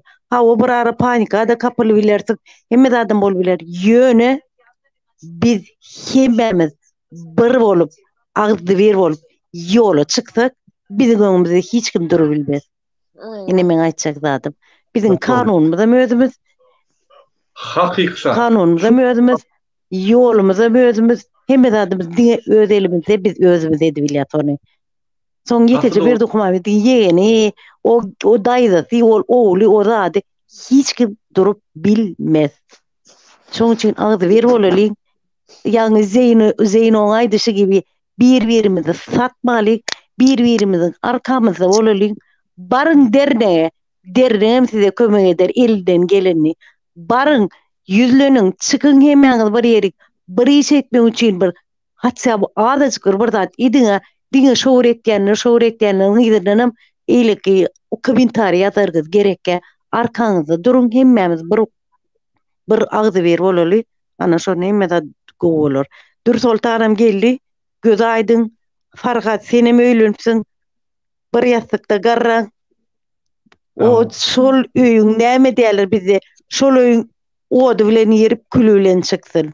Agdy berlik dileýän nämeňizi? Hemmäňiz bir bolaly. Toýuňyz öňündedir. Beýletip bilmersiňiz. Yok, bu beýle typasy ýok, tek bu da kärin tek görjek bizden. Kaçın Komsomolskiy свадьба будет? Komsomolskiy свадьба. Çağırmala Farhat. Komsomolskiy свадьба yok, Komsomolskiy свадьба var şu demedatlar gutorsun özümüz opşy bolup bir toýa daýyrsa bolmasa. Bilen barjak. Çakıracak edin Farhat, ne oldu? Nesip. Gizlice ötüp koyaverdin sen. Yeni bir ýerek ýatlady, ýani kim Farhat bilen ýanky biziň täze ýeňemizi gutlajak bolsa eliňizi çeýdim. Ine men etdim, siz emedim. Ýok tesini goýmaň. Ben bunu Молодец. Murat Kurban sitede ullakan özleri sağa şu toýu. Murat Kurban sitede огромное спасибо eden işleňiz üçin ullakan taňry alkysyn hem aktivistlaryň adynan hem türkmenleriň adynan size bu iş başardyňyz eden işiňiz üçin taňry alkysyn. Amerikadakylara da kim nerde protest geçirýän bolsa, nähil aktivist bolsa hemmetini ullakan taňry alkysyn. Hemmäňiň toýuňyzda gaýtan Türkmenistanda netip bolsa ul toýda görüşeliň. Tamam. Ben söz alabilir miyim? Şu Enecan'a bir sözüm var. Bu bir zat belläp geçeyin. Ine hormatly vatandaşlar. Ine Dursultan Taganowa boýunça işledik de. Ine aktivistler bilen men ine nime bilen işledim. Pravzащитник bilen. Yeni bir belläp geçetim ýa. Täze Sazakowna, Anna Durdy Hajyýew, Türkmenski Herskin fond biz şolary näçe ýanky gaharynda käwak gelse-de alyp çykýarlar. Hakiki adamlar spasat edýär. Ine şol aktivistler bolunny, şoň problemasy 20-28 adamyň problemasy bütün dünýä gitdi. Amerikada ulu problem teret durdular. Şol goýbermedik bolsa, Dursultan ýa alyn bolsalar, şeýle bir skandal boldy. Tuğçu üçin bir 28 adamyň ýanky kanun bolup ulu bir imijini ýitirmek geregi ýok. Ol etmez. Ýöne ýadymyzda bolsa Dursultan näme çykardyk? 24 saatda çıkartıp önküydük. Şu edegem yine de şu batışlar edilýär. Diýmek bütün dünya Türkmenleri tertip dur. Biz häzir daşyny çıkarıp başladık. Ne diýip bolsa da içinde çıkarar adamları tutsaklardan teyap olur bir kanun tutsaklar. Şoň üçin töweş meýdançasy, protest meýdançalary aktivistlerden soran nira barýan bolsa goşulun hormatly vatandaşlar. Hiç hop ýok. Bir hoppa Türkmenistanyň bir kanun prezidenti Haramgula Berdimuhamedow. Daje Berdimuhamedow men bilen protestlara gatnaşýar. Halkdan hiç kim gelmeýän soň ýeközüň galma. Murat Güçüş, ine menen madip, men bilen maşynyň içinde de şol protestda da şol hiç goýlaran ok hiç. Şol milli lider gatnaşan soň siz gatnaşmasaňyz, onda siz ýanky bütün dünýäni öldürýär. Dost olacaksınız da onunla. Şu Enecan Aytaman'dan Murat Kurbanov şu 25 adamın adın içinde dedi. Bizde varız zat deyip anonsat etti dedi. Ben bana telefon etti. Kim bilen gepleşecek kimi bilmeyen abla dedi. Şunyalık kötüyüm, yaman haldayım dedi. Ben dedim gönlünü rahat tut dedim. Otayda Murat Kurbanov var, pravzащитlikler var dedim. Dur Sultan'ı yine çıkaradılar. Sen dedim günlüğünü rahat tut dedim. Niye çağırıyorsun kötü şeyler dedim. Yaman zatları ne mi çağırıyorsun dedim. Menem dedim Ya yüzüm Zeyno yerimi ya Allah Allah sen başka bir şey söyleyecek misin yani? İnsan bir içini dökmez mi yani? Tövbe tamam estağfurullah. ben şuna Zeynep abla berde efir gidip dur erti YouTube'a oyla. Şoň üçin biraz temadan daşlaşmaly isteseňiz. Bu he. temany O açadyk. şeyleri söylemek lazım değil ki. Aa. Ha, Ondan sonra ben açtım bütün Türkmenlerin arkasında birbirinizi bu opozisyon liderlerimiz var dedim. Hiç kısma dedim. Karanlık Hudaya şükür, Allah'a çok şükür. Yolumuz açık, revan. Dur Sultan da çıktı. Murat Kurbanova da bütün emeği geçmiş herkese teşekkürler. Dur Sultan'ı çıkaranda diňe Murat Gurbanov däl. Diňe täjim sazakyn däl. Hemme watandaşlarymyz öz goşulyny goşdylar. Hemmesi. Bu diýmek biz agzy bir problema düşenine biz agzy bir. Gün topulýar, ýar problema. Kim bolaýsyn? Şonuň üçin inni halkymy düşünmeli şoňa. Hiç kim ýeközi galmaýar. Boldy. Ýadyňyzda bolýarmy? 1 awgustda ýanky protest etdik. Hemmesi ay bolmady, eýle beýle bir topar bolmajak zatlary bir topar boş adamlar aýtdy. Serdim protestiň rezultaty. 1 awgustdan soň hemme zat bitdi. Ünsürseňiz. 1 awgust oğlanlar sakladılar, 10 tane oğlan sakladılar, 3-5 gün kalman koy verdiler. 1 awgustda dokumentsiz oğlanı koy verdiler. Miradi. Dokumentsiz. Yine sakladılar nemeni. Dur Sultan'ı. 3 gün kalman koy verdiler. İnni önkülük yok, inni bolly. Biz täze uğruna çıktık. Täze bir ýanky ösçe çıktık. Inni şonu düşünmeli halkymy. Türkmenistanyň içi meni habarlaşyp ot diýär adamlar. Bir ýerde Berdimuhammedow kanun bozdugy bolýar. Bir ýerini tutup ýanky bir kanunçylyk etse hemme galyp gidýär. Şoň üçin 30 tane aýal galanyna gökçäň aýallar galyp azyk senat ministriniň öňüne baryp bizde produkto ýok, biz günümizde gökbilen dok diýse çykyp ılgap hökümetden adam gelip köşeşin hemme zat bar eltip berip produktlaryny, öýlerini her hepde produkto berýär. Şeýdip aldy da halky. Murat Kurban. Inni beýleki owalan adamlar çykyp başlady. Türkmenistanda da ýatan oklar olar. Inni şu toraga gaýdyp gelelim. Näçip Ýewropada, Türkiýede, Amerikada kanunlar işleýär, protesta çykyp özüň gorap bolýan Türkmenistanda gorap bolany sebäbi ýagdaýlar kyn bizni. Ol neme diýär? Ýene bir atmarsky. Bahana boýulajak bolsam. Ine seredim. Şu mysal bolýardy. Farhat, dün gece ulaştık. Menem diye bir täze bir metod tapdym bir adama. Ine şuraya alayım, maňa jaňa diýär. Seret, şu suratlar goýup ýazyp, oturan ýerinde daşaryp çykarmadan oturan ýerinde etjek. Şu oglan Farhat. Gyzyl medaly oturan oglan. Şunu türmäge atsaňam türmede de tapar boýar. Sebäbi bu mesele çözmem ugrun. Beýlekler bahana bolýar. Türkmenistandan näme çykanlar işler? Hiç kim talep edem. Yine men bir ýyl tanýan. Yine maňa ýanky käýap ýazýar. Siz bir toparda da ýaňyz. Murat Kurbanow, men Türkmenistanda şu ýerde kanun bozuldy, suwda gidip çözdüm. Şu ýerde bozuldy, çözebilmedim. Başga bir ýer bar, başga ýerden suwda edip ýene daldym. Türkmenistanda kanunlar işleýär. Siz talep edem o, işleýär. Gaty dogry aýtdy Farhat. Ýewropada da kimsin otursan kanun işleýär. Sen Ýewropadan bir ýerim ya Amerikada kanun bozup gör, ılgap gidip adwokatyny işlep senden pul soýýar. Her kim gorkýar. Näçe perde bozugyny goýberdiler. Bolmasa men başga döwletin bar ýok boldysa, men niýe suwda bereň? Bunu bilýär. Men da kansa gitjegim bilýär. Bular meni gorkuzýar, men arky güreşip bilýär. Diýmek mümkin tejribesi bar. Men bunları düşündürdüm. Bunu barlak gördüler. He, doğru aýdýar. Diýmek bu bize hop. Şoň üçin seni saparwazda edip men YouTube goýaýma gaýrat etdim. Gapaýdyr. Bolmasa başda bularym sen häzir jenaýat iş, vandalizm, terrorizm diýip akıtjak. Temne güreşen ol. Ýa-ni internasional polisiýa. Akıdyp ol 10 metre 20 metre anadan can edip men düşünýän Fransuzça. Ay bu beýdä bir topar bolmazak zatlar aýtdy.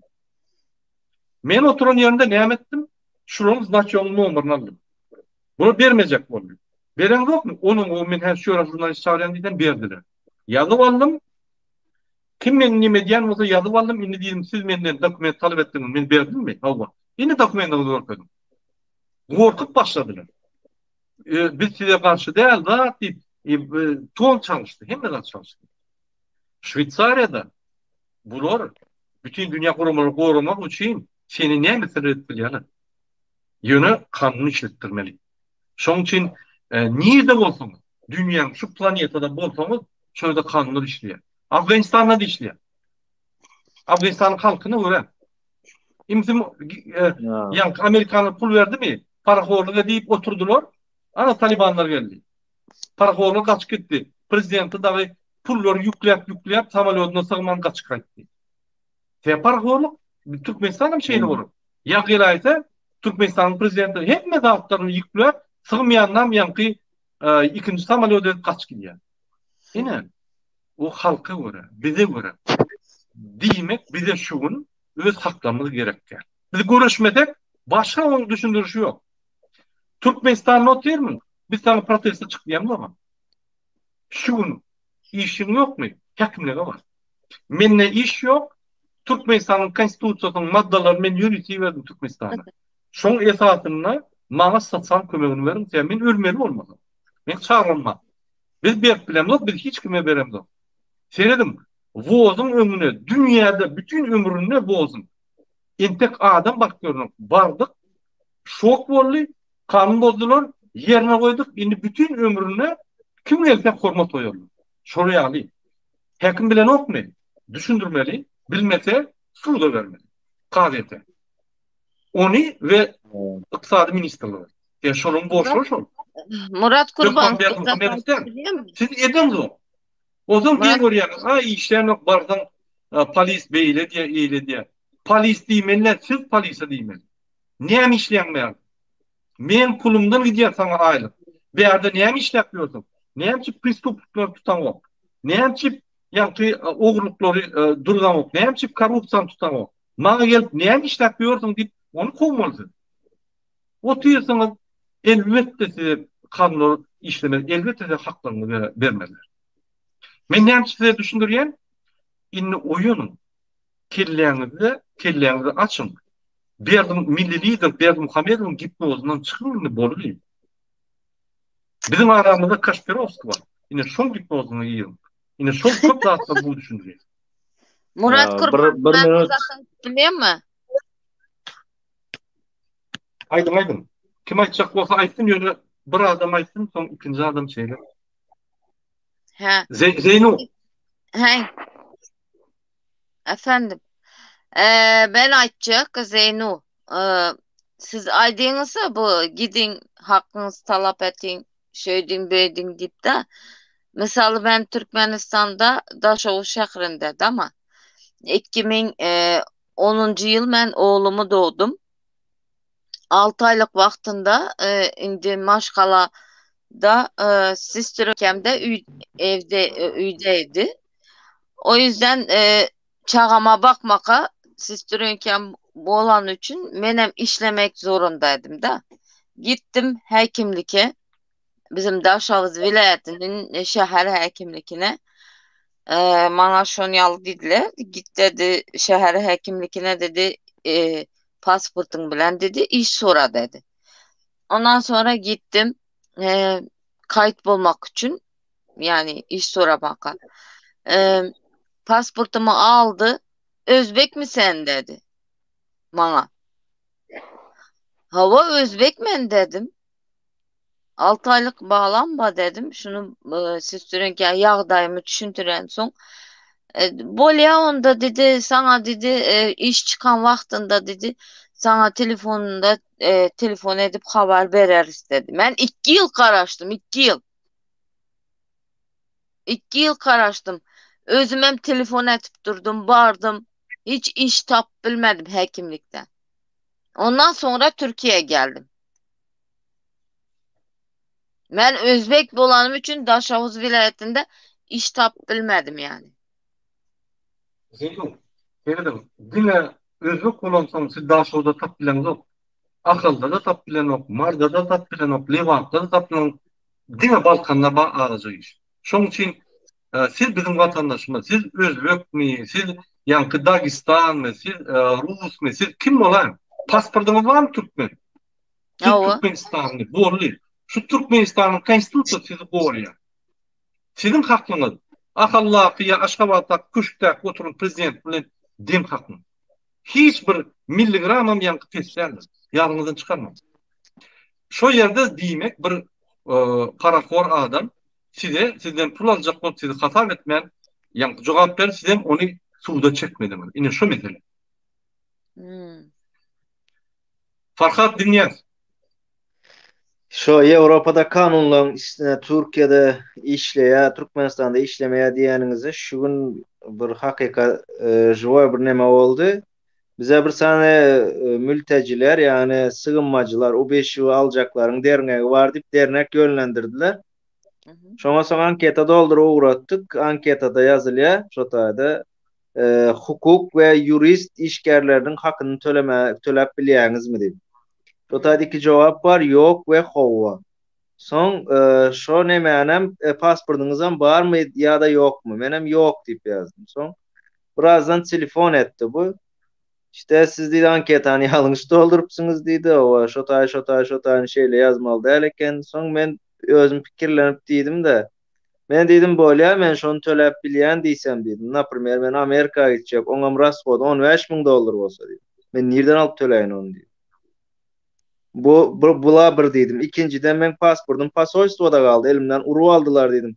Men saňa azy pasportum bar diýip ýazsam anketada, hani görkez diýsen görkez, bilmesem menen pasportum. Şeýdip kıssa paşandan soň aýtdy, ýok biziň bu derneğimiz diýdi, oň ýaly mülteciler kabul etmeýär diýdi, siz başgasyna ýüz tutaýyň diýdi. Bärik bolmaýar diýdi. Akazutsa bärde de diýişiňiz ýaly Murada. Ýa-ni özüme aýtdym. Hereket etmeseň şu taýda da işleden oklar kanuny. Şu taýda da Türkiýede de hiç ýerde de. Şonda bildim de akazutsa Türkmenistan'da da birazcık hereket etsen kanun işle. Hereket etmesen işleyen ok. Birazcık halk talap etse işle. Azna Zeynep gelineceğimizi ayttı da men iş talap ettim, o 2 ýyl garaşdym. İş talap eden son 2 ýyl garaşmaly däl. Muradaň diýişi ýaly bir jatruda bar ýaňyz, oçura durýaňyz. Vilayet häkimlik bar. Vilayet häkimlik bolmasa ýokary ministerstvo we Minfin bar. Çykmaly şotak. O bolmasa prokuratura, o bolmasa sud. Iň soňa size iş berýärler. Prezidentski poçta çenli çykmaly. Bir ýere bardyňyz, owa şu saňa hökman iş bermeli diýip erçirkün diktatura ýykylandan soňam bir ýere bir gezek ýüz tutanyň bilen iş berilmeýär hiçkime. O bir gezek bilen iş biten ok. O dabid edip durmaly arkasynda. Dabid edip dursaň işem tap berýärler, gerek bolsa pulam tap berýärler, jaýam tap berýärler. Bar şeýle watandaşlarymyz bar.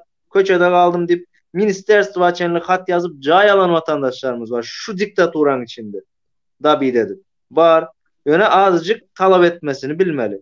Talap etmeni bilmeli. Bizim halkymyzyň 2 ýalňyşy bar. Birincisi Türkmenistanyň 36 sahypadan ibarat olan kanununy bilen o, özüniň konstitusiýasyny. İkinjem talap etmeni bilen o. Ine şu iki zady bilse, diktatura şu bizim halkymyzyň %60% şu iki zady bilen wagty bizim diktaturamyz ýykyldy diýip ştat edibermeli. Sen halk talap etmesini bilýär we nirden äli gürlemelisini bilýär. Boldy. Şu уже protestan özü gelip çykýar ştadan. Men pikirimçe. Doğru. Şu konstitusiýany biz Burhan ýaly. Türkmenistanyň içinde hemme ara gatnaşyp adam bilen adam ministrlikler bilen gurumlar bilen jemgyýetler bilen hukuk edaralary bilen bar edaralary bilen gatnaşyklar diň konstitusiýanyň esasynda. Şu iň ýokary kanun Türkmenistanyň şu. Biz onu bardygyndan käbir bilen. Ay işlemek diýip. İşlemek talap etmeden işlemek hökman. Ine misal getireyim. Misal üçin men bir parakor. Men häkimlikde ýa-ni häkim. Ine maňa gelýär Zeynep jaň berýär. Maňa pasportum düzelt eýdi. Men näme diýem? Ay ýok da şunu açyk ýa-ni dinamide deýin, açyk wagtyny saklaýyn, öz pul getirip berýär, bir getirip berýär. Başda. Men muny futbol edýän ýa-ni. Ay bolany häzir kyn eýle beýle bahana tapýar. Zeynep gatnýa öz köşeşde tamam. Yok bu tarafından pul gelse alyanda düze diye. İnni ünserim. Zeynu maňa geldi. Men hiç tat edem yok mu? Prokuratura hat yazdı. Şol paraxon prokuratura bilen öz aladası var, öz davaları var. O prokuror aha ona geldi. Onun bir yankı paraxon. İnni men häkimin soýuyor inni. Mu topulýar. Onun arasında polisiýa ýazýan. Yine häkim bana nime diye hiç tat eden yok. Siz şunu kontrol edin diye. Polisiýa kontrol etmeli. Polisiýa var ya. Onun üstünden yakın beýadım. Emheme. Yine şu bana eden yok. Buradan isliye öyen deyip yazın. Onun üstüne topluyor. Onun daşından siz yukarıdaki ministerini yazın. Mesela için prezident Saviya'da yazın. Onu var ya, onu ananın üyümü de verip pasportunu verip verir. Doğun duruz deyip. Yine ben Türkmenistan'da tecrübem şu. Niyazı farklı. Bir yere çık göre, sen basıyordun. Şeydip, ağladıp, üye getirdi yani. Men oraya bir yığıncıda yönemen seyredgen şulardan halkı edip dur. Şunu men etmesem edilecek yok. Şunu etmeli olan deyip men şunu edip yerine koyup onu da diyen beylikleri de inditen kanun olmadı. Sebebi biz kanun yoluna yürek görendik. Bize kanun yol olanlar ay yok koy men her plan alacağına deyin neyse vermeli beriyen öýünde oturun yerine getiriyorlar. Getirirler problem yok. Yönetim korrupsiýany mundan beter östürdüm bolýar. Yöneten şu rejimi yine de bir näçe ýyl öňüzüňde bolýar. Şunu etmeliler. Näçe Ýewropa kanun işleýär. Näçe kanun işleýär. Fransada Macron kanunu ya suwga çekýärler. Ine Macron'u ine seret Sarkozy'ni bastılar 3 ýyllyk. Türme bastılar. Türmede oturuyor 3 ýyl. Prezident oldu. Ine her Macron basarlar. Halkıktırmıyor. Biz ne yaptık? Kim ol? Türkmenistan'ın prezidenti, kanun bozayan adam. Cinayetçi. Ne yaptık oturuyor? Aytmalı, turmalı. Böyle ben Muhammed ve gücünü yetmeyen olsa, onun adını tutanına hem senin dağırdayan olsa, alın hekimi. Alın yankı etrafın hekimini. Barın yankı Ministersi Ekonomika. İşim yok, bana sosyal kömürler. Sebebi siz buradan doğru düşünün. Konstitusiyada hem zat düşündürüldü. Sizde problem olsa hükman bir gafı var, şöyle bak aydar yani. Şu gafam size kömür etmeyin. O bilmeseniz juristler var, advokatlar siz hata eden yok. Ay yok, onlara pul vermeli. Doğunca, hakkını olacak olsun. Pulun verirsin. Yönüşüm azıcık pul verenin köp problemini düzeliyor. O zaman bir zat yanına çıkarmak. Advokata $100 töledin mi? Şöyle şey koyup oluyor. Kaçanı seni utanıyor adayından. Şol adamın pulunun advokata töreniyor. Ya da sana kaytarıp veriyor. Advokatın çıktı. Yanına çıkarmamış onu. Diyme sana muht düşüyor. Ne yapmış bir de olacak şunu? Düşünmesem advokattır kulluğu var. Ne yapmış advokattır kulluğu işlerine? Yüt tutan yok seni. O görgüler nimetçerinden yok. Siz yüt tutmasanız, pul tölemeseniz onun funksiyonu da bilen o. Bir kurama pul vermeden o yapık gibi otuyor. O görgüler değil mi? Paraxorluğun arasında yani polis bilen adamın arasında paraxorluk skeman ne diye. Siz açıkçana pul tölemem şunu. Yine şunun için yine şuraya yağdayda bir şu zatlar dün konstitusiyanı yerine koyup Türkmenistan'da olur. Başka yol yok.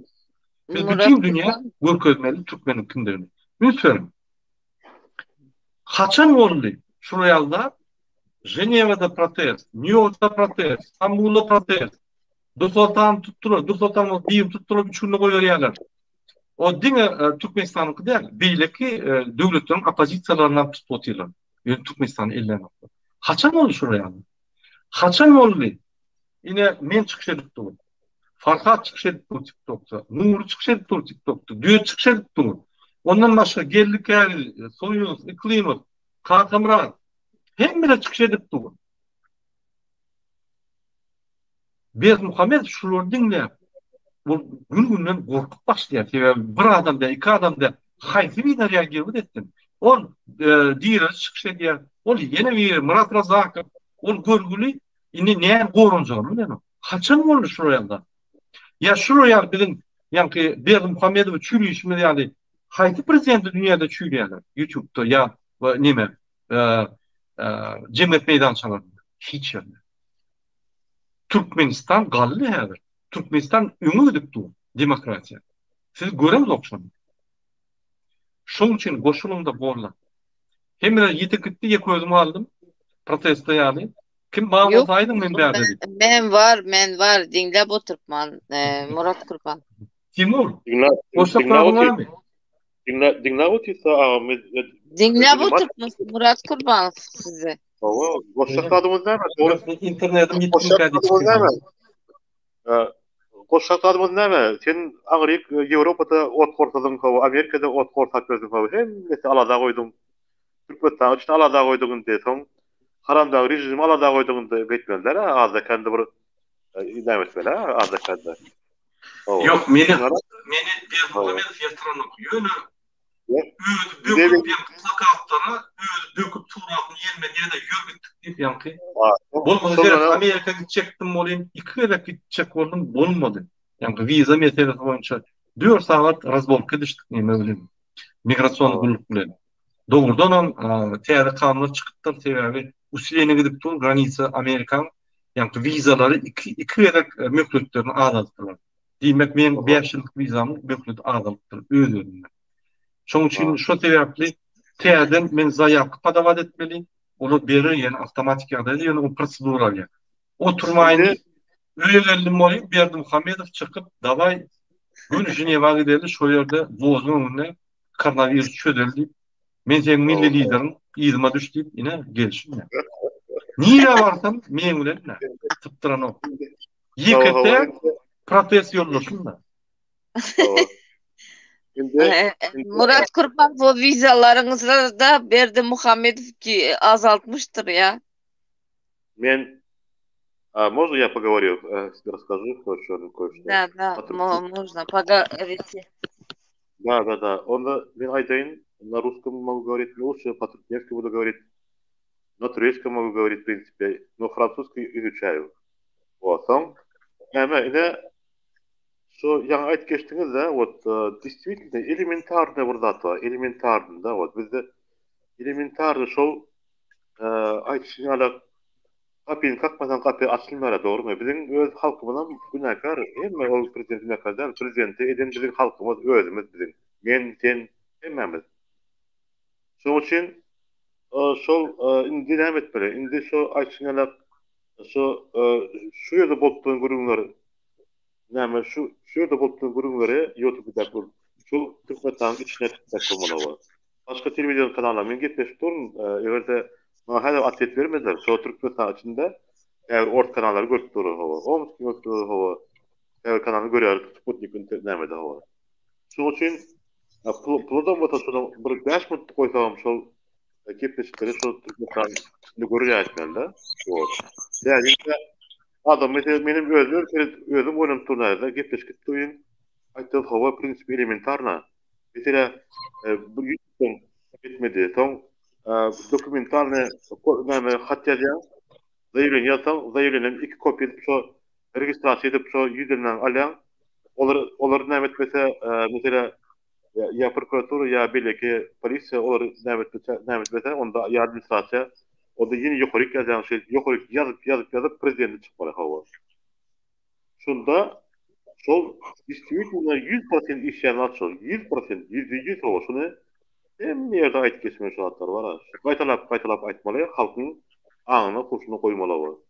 Yine bir taş buldu. Mesela kız doğanımız, adından tek kız doğanımız taş buldu dedi. Taş buldu, özür kız doğanımız. Zeyno. Hava, bizim doğanımız, bizim vatandaşımız. Şol aşçıda taş oldu bulmadı mı? Yok, şol aşağıda varmalı, aşağıda yapmalı. Diğer yük hava.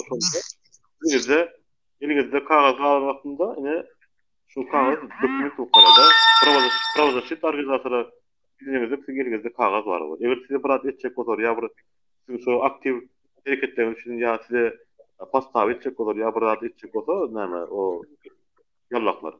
Onda size elinizde konkret näme o hakkınız var. Şoň Şoň üçin men öz halkymy, milletimi hemmesinden şol näme kanun boýunça hereket etmeni näme etjem, aýtmak isleýän.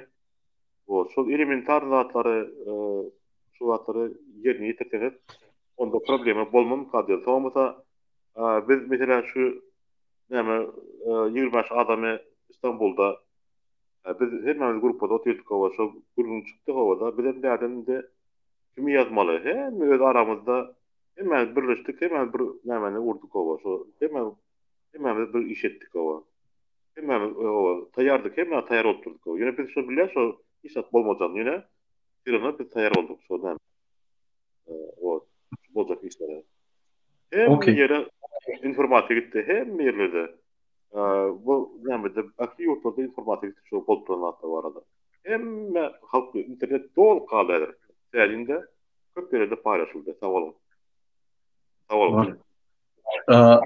Hormatly vatandaşlar, biz şunun bilen efir gutaraýly, ine nime gelýär? Assistent diýär. Eýýän wagt bolup gutaryn. Şoň üçin dogrudan wagtlary alyp durmaly adamlar ine videoň ady Berdimuhammedow aktivistler bilen sizi professora çağırýar. Dogrudan Berdimuhammedow professora gatnaşyp başlady. Indi durjak gelýär. Seni gitmeseňim özüň gitjek diýär. Şoň üçin sizem haýyş edýän, siziň milli lideriniz galyp professora çykyp başlanmasa oturmaň. Haklaryňyzy goran, haklaryňyzy talap edin. Dünýäň nirde haýsy güjüne bolsaňyz, dünýäň nirsinde de bolsaňyz, gorkmaň. Yetişmeseniz can edin, biz elimizden geleni kömek ederiz. Ýadymyzdan çykarmaň. Türkmen Helsinki fond adamlar çykarýar. Geldi Karizov uklap dur. Adamlar bir zada düşene olar çykarman, gaýtyp tersine üstlerine tökme datdy. Ondan pravzashitik bolmak. Ol ne politik, ne pravzashitik düşür ýanda bulunmujak. Öňkü korrupsiýa. Şoň üçin ýapyşyň, size kömek veriljek adamlarda. Opozisiýonlardan ýapyşyň, aktivistlere ýapyşyň. Ine Türkmenski fond ýapyşyň şolara. Gynansak da bizde diňe şolar bar. Şolar hereket edip bizi çıkart başladılar. Ine bir topar adamlar çıkardılar. Gaty sложный ýan problemlerden çıkarýar. Günü arkasında da bir topar urumalar dur. Dikilgi. Indi ol schema gurully. Ýokary oňa çelli gurully indi. Şoň üçin gotmagyny öňkülük ýok indi. Täher bir zat bolsa ýaňlanıp gotyr. Hiç zatdan gotmaň. Kanun bozmaň, eliňize ýara galmaň, töweş meýdan çaty. Protestde çykyp şo ýerde kanunlaryny, haklaryny suwz etmek. Farhat, ine bir material soruyor. Näme aýtsaklaryny bolsa gıysa edelim tebebi adamlar ýa. Indi wagtam gysyp gelýär. Şoň üçin Zeynep abla 1 minut gürrüň edeli sebäbi wagt gysyp gelýär. Murad aga şumady jolarda saat gaty giç boldy. Gürlejek bolsaňyz. Bir de anuzat yok eken Zoom'daki kol el kaldırmak yok eken. Şu alıp barayan işlerinizde üstünlük dilimen köp sağ olunla halk için hareket et durmuş. Sizlere bizeden çok emeğiniz var. Allah razı olsun. Helsinki Fond'dan şu bizim ECK'miz kime Tecigül Memidva ver bir tane kadın var. O Rus kadın Kazakistanlı. Ona da teşekkür ederim. İşimiz üstünlükle inşallah bu diktatörlük rejimini yıkarız. Murat Kurbanov biz sizinle hadi üne. Hem korkmaka bu halkımıza da seslemek istiyorum. Korkmaka hiç haceti yok. Yine özünüzü, konstitusiyanızı şu 39 sayfanı okusansla özünüzü hakkınızı bilesle. Hiçbir zattan korkup ürküp oturmak gerekmedi. Ben Daşavuz vilayetinden Remecan Rembayeva hemmenizi şu konstitusyon hakkınızı talep etmeye çağıramam. Rahmet köp. Sağ olun, rahmet. Men bir soruma Farhada. Iyeti proteste çıkýaňyzmy? Eger çıkmasaňyz Men erti çıkýanda şotçuk 2 bir bolýar. Men öňde. Şoň Men özüm çıkýan. Men çıkýan burada ertir. Men protestam nesip bolsa öýde bolýar we menden başga ýene 4 adam öýünde diýe ertir biz 5'e 1 çıkýas burada. bir Türk wagty bilen 12'de nesip bolsa Allah yol berse 12'de biz şu proteste çıkýanlaryň arasynda ýa-ni açyk zoom edeli, ýa-ni şuraya gepleşip we her kim protestinä ýa-ni öz talaplaryny aýdar. Şo ýerde görürs kim çykýar, kim çykmaýar. Soň öýlerini Amerikanlar bilen bir güýç eder, ýa-ni lokal protestler we internasional protest bolýar. Allah. Şonu edersem şu taýda bir zat diýjek, ýa-ni şo negatiflere ýa-ni oturanlara aýtdyňyz. Bugün bir video çıkıptır Murad ağa. Tüveleme bu uje 4-nji ýa 5-nji videosu şu Azat Türkmen diýip biri var. Kep kalçyk şeýdendir Toyota. Şunu aýtmasaňsa. Lütfen Tamam Zeynep abla bir minut. Zeynep abla bersi efir 1 minut sözüm bölmän durun gayrat edip men başga bir zat aýdyp geçjek bolýan. Şoň ýaly negatiflere vatandaşlar seretmeň. Olar şuma da häzir şu Azat Türkmen diýilýäni Murat Kurbanow, Nuroýny, Farhady, Eskony, Dursultan Taganowany ýamanlap bugün bir çykyş edipdir. Oň ýaly negatif sözlere seretmeň. Indi bizi görýän vatandaşlar aýtýan. Olar prosto näme diýe türkmende bir söz var, it ýürer kerwen geçer diýe. Olar bir gıradan ýürüp galan itler, olar ýürübersin. Olaryň sözüne de seretmeň, zadyna da seretmeň. Ine şol adamyň her gün uje 4-nji videosunu çykardy. 4 videoda üstünden sögüp yamanlayan adamlar bugün sizin öňüňizde.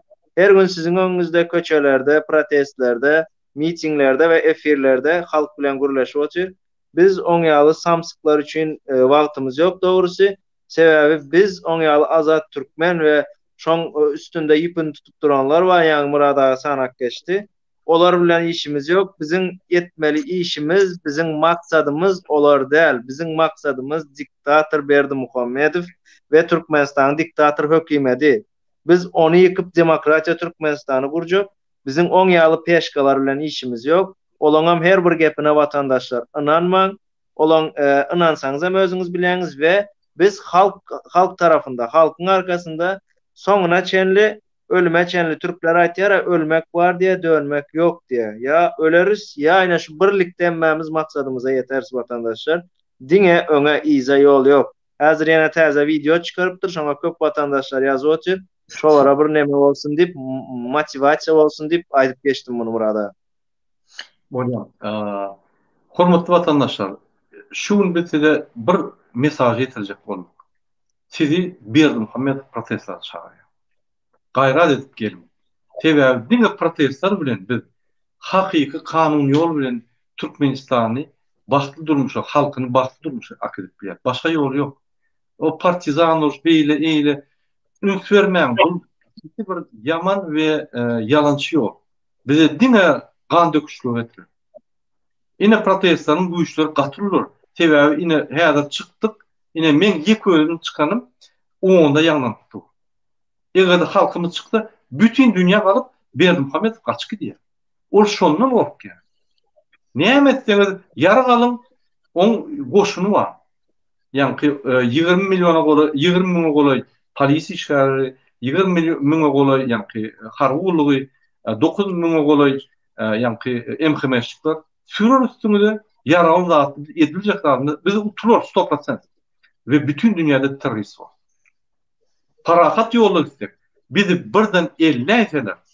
Bütün dünýä galyp şonu adalet sudyna çağırıp ýa-ni jenaýat edýär. Ine bir topar prezidentler jenaýat işini aldylar. Şoň üçin ol şonu düşünüp şu protestlerden gorkýar. Şondan protestde çykýan bolsa, maşgalasynda video da diýe, şondan gorkýar. Partizan uruşdan gorkan ok, sebäbi boşluğu var. Basyp ýatyrýar.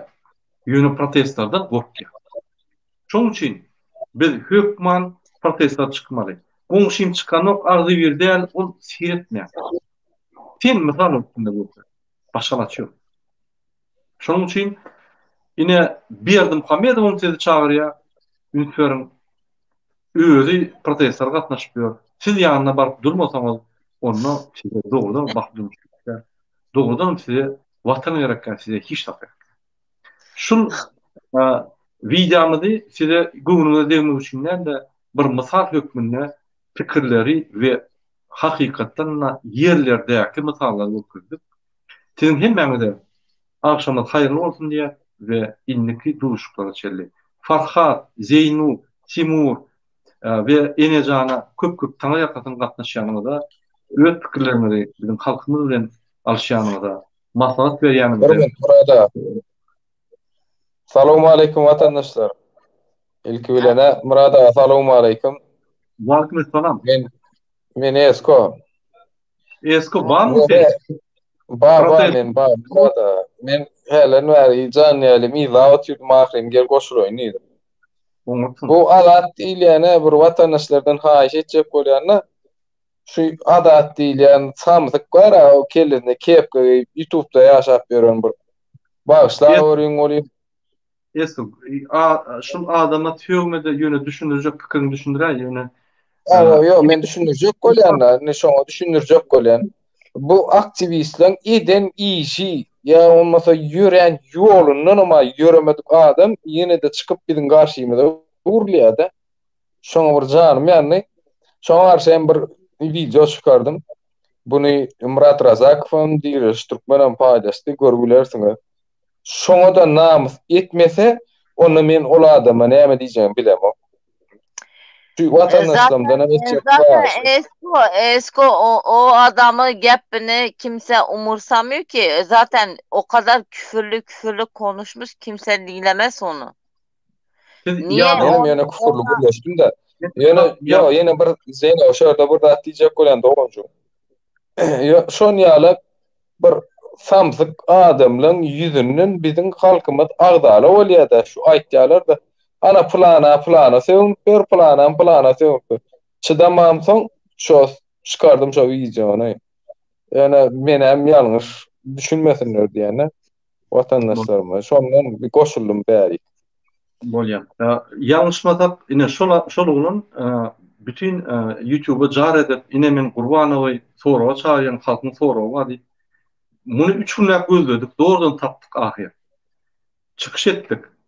Gynan tam meňden gutordy. Men beýliklerden torajak, Iklimowdan ondan mundan ýöne gynan tapda şo meňden interview gutordy, şoňa muherekede gutordy.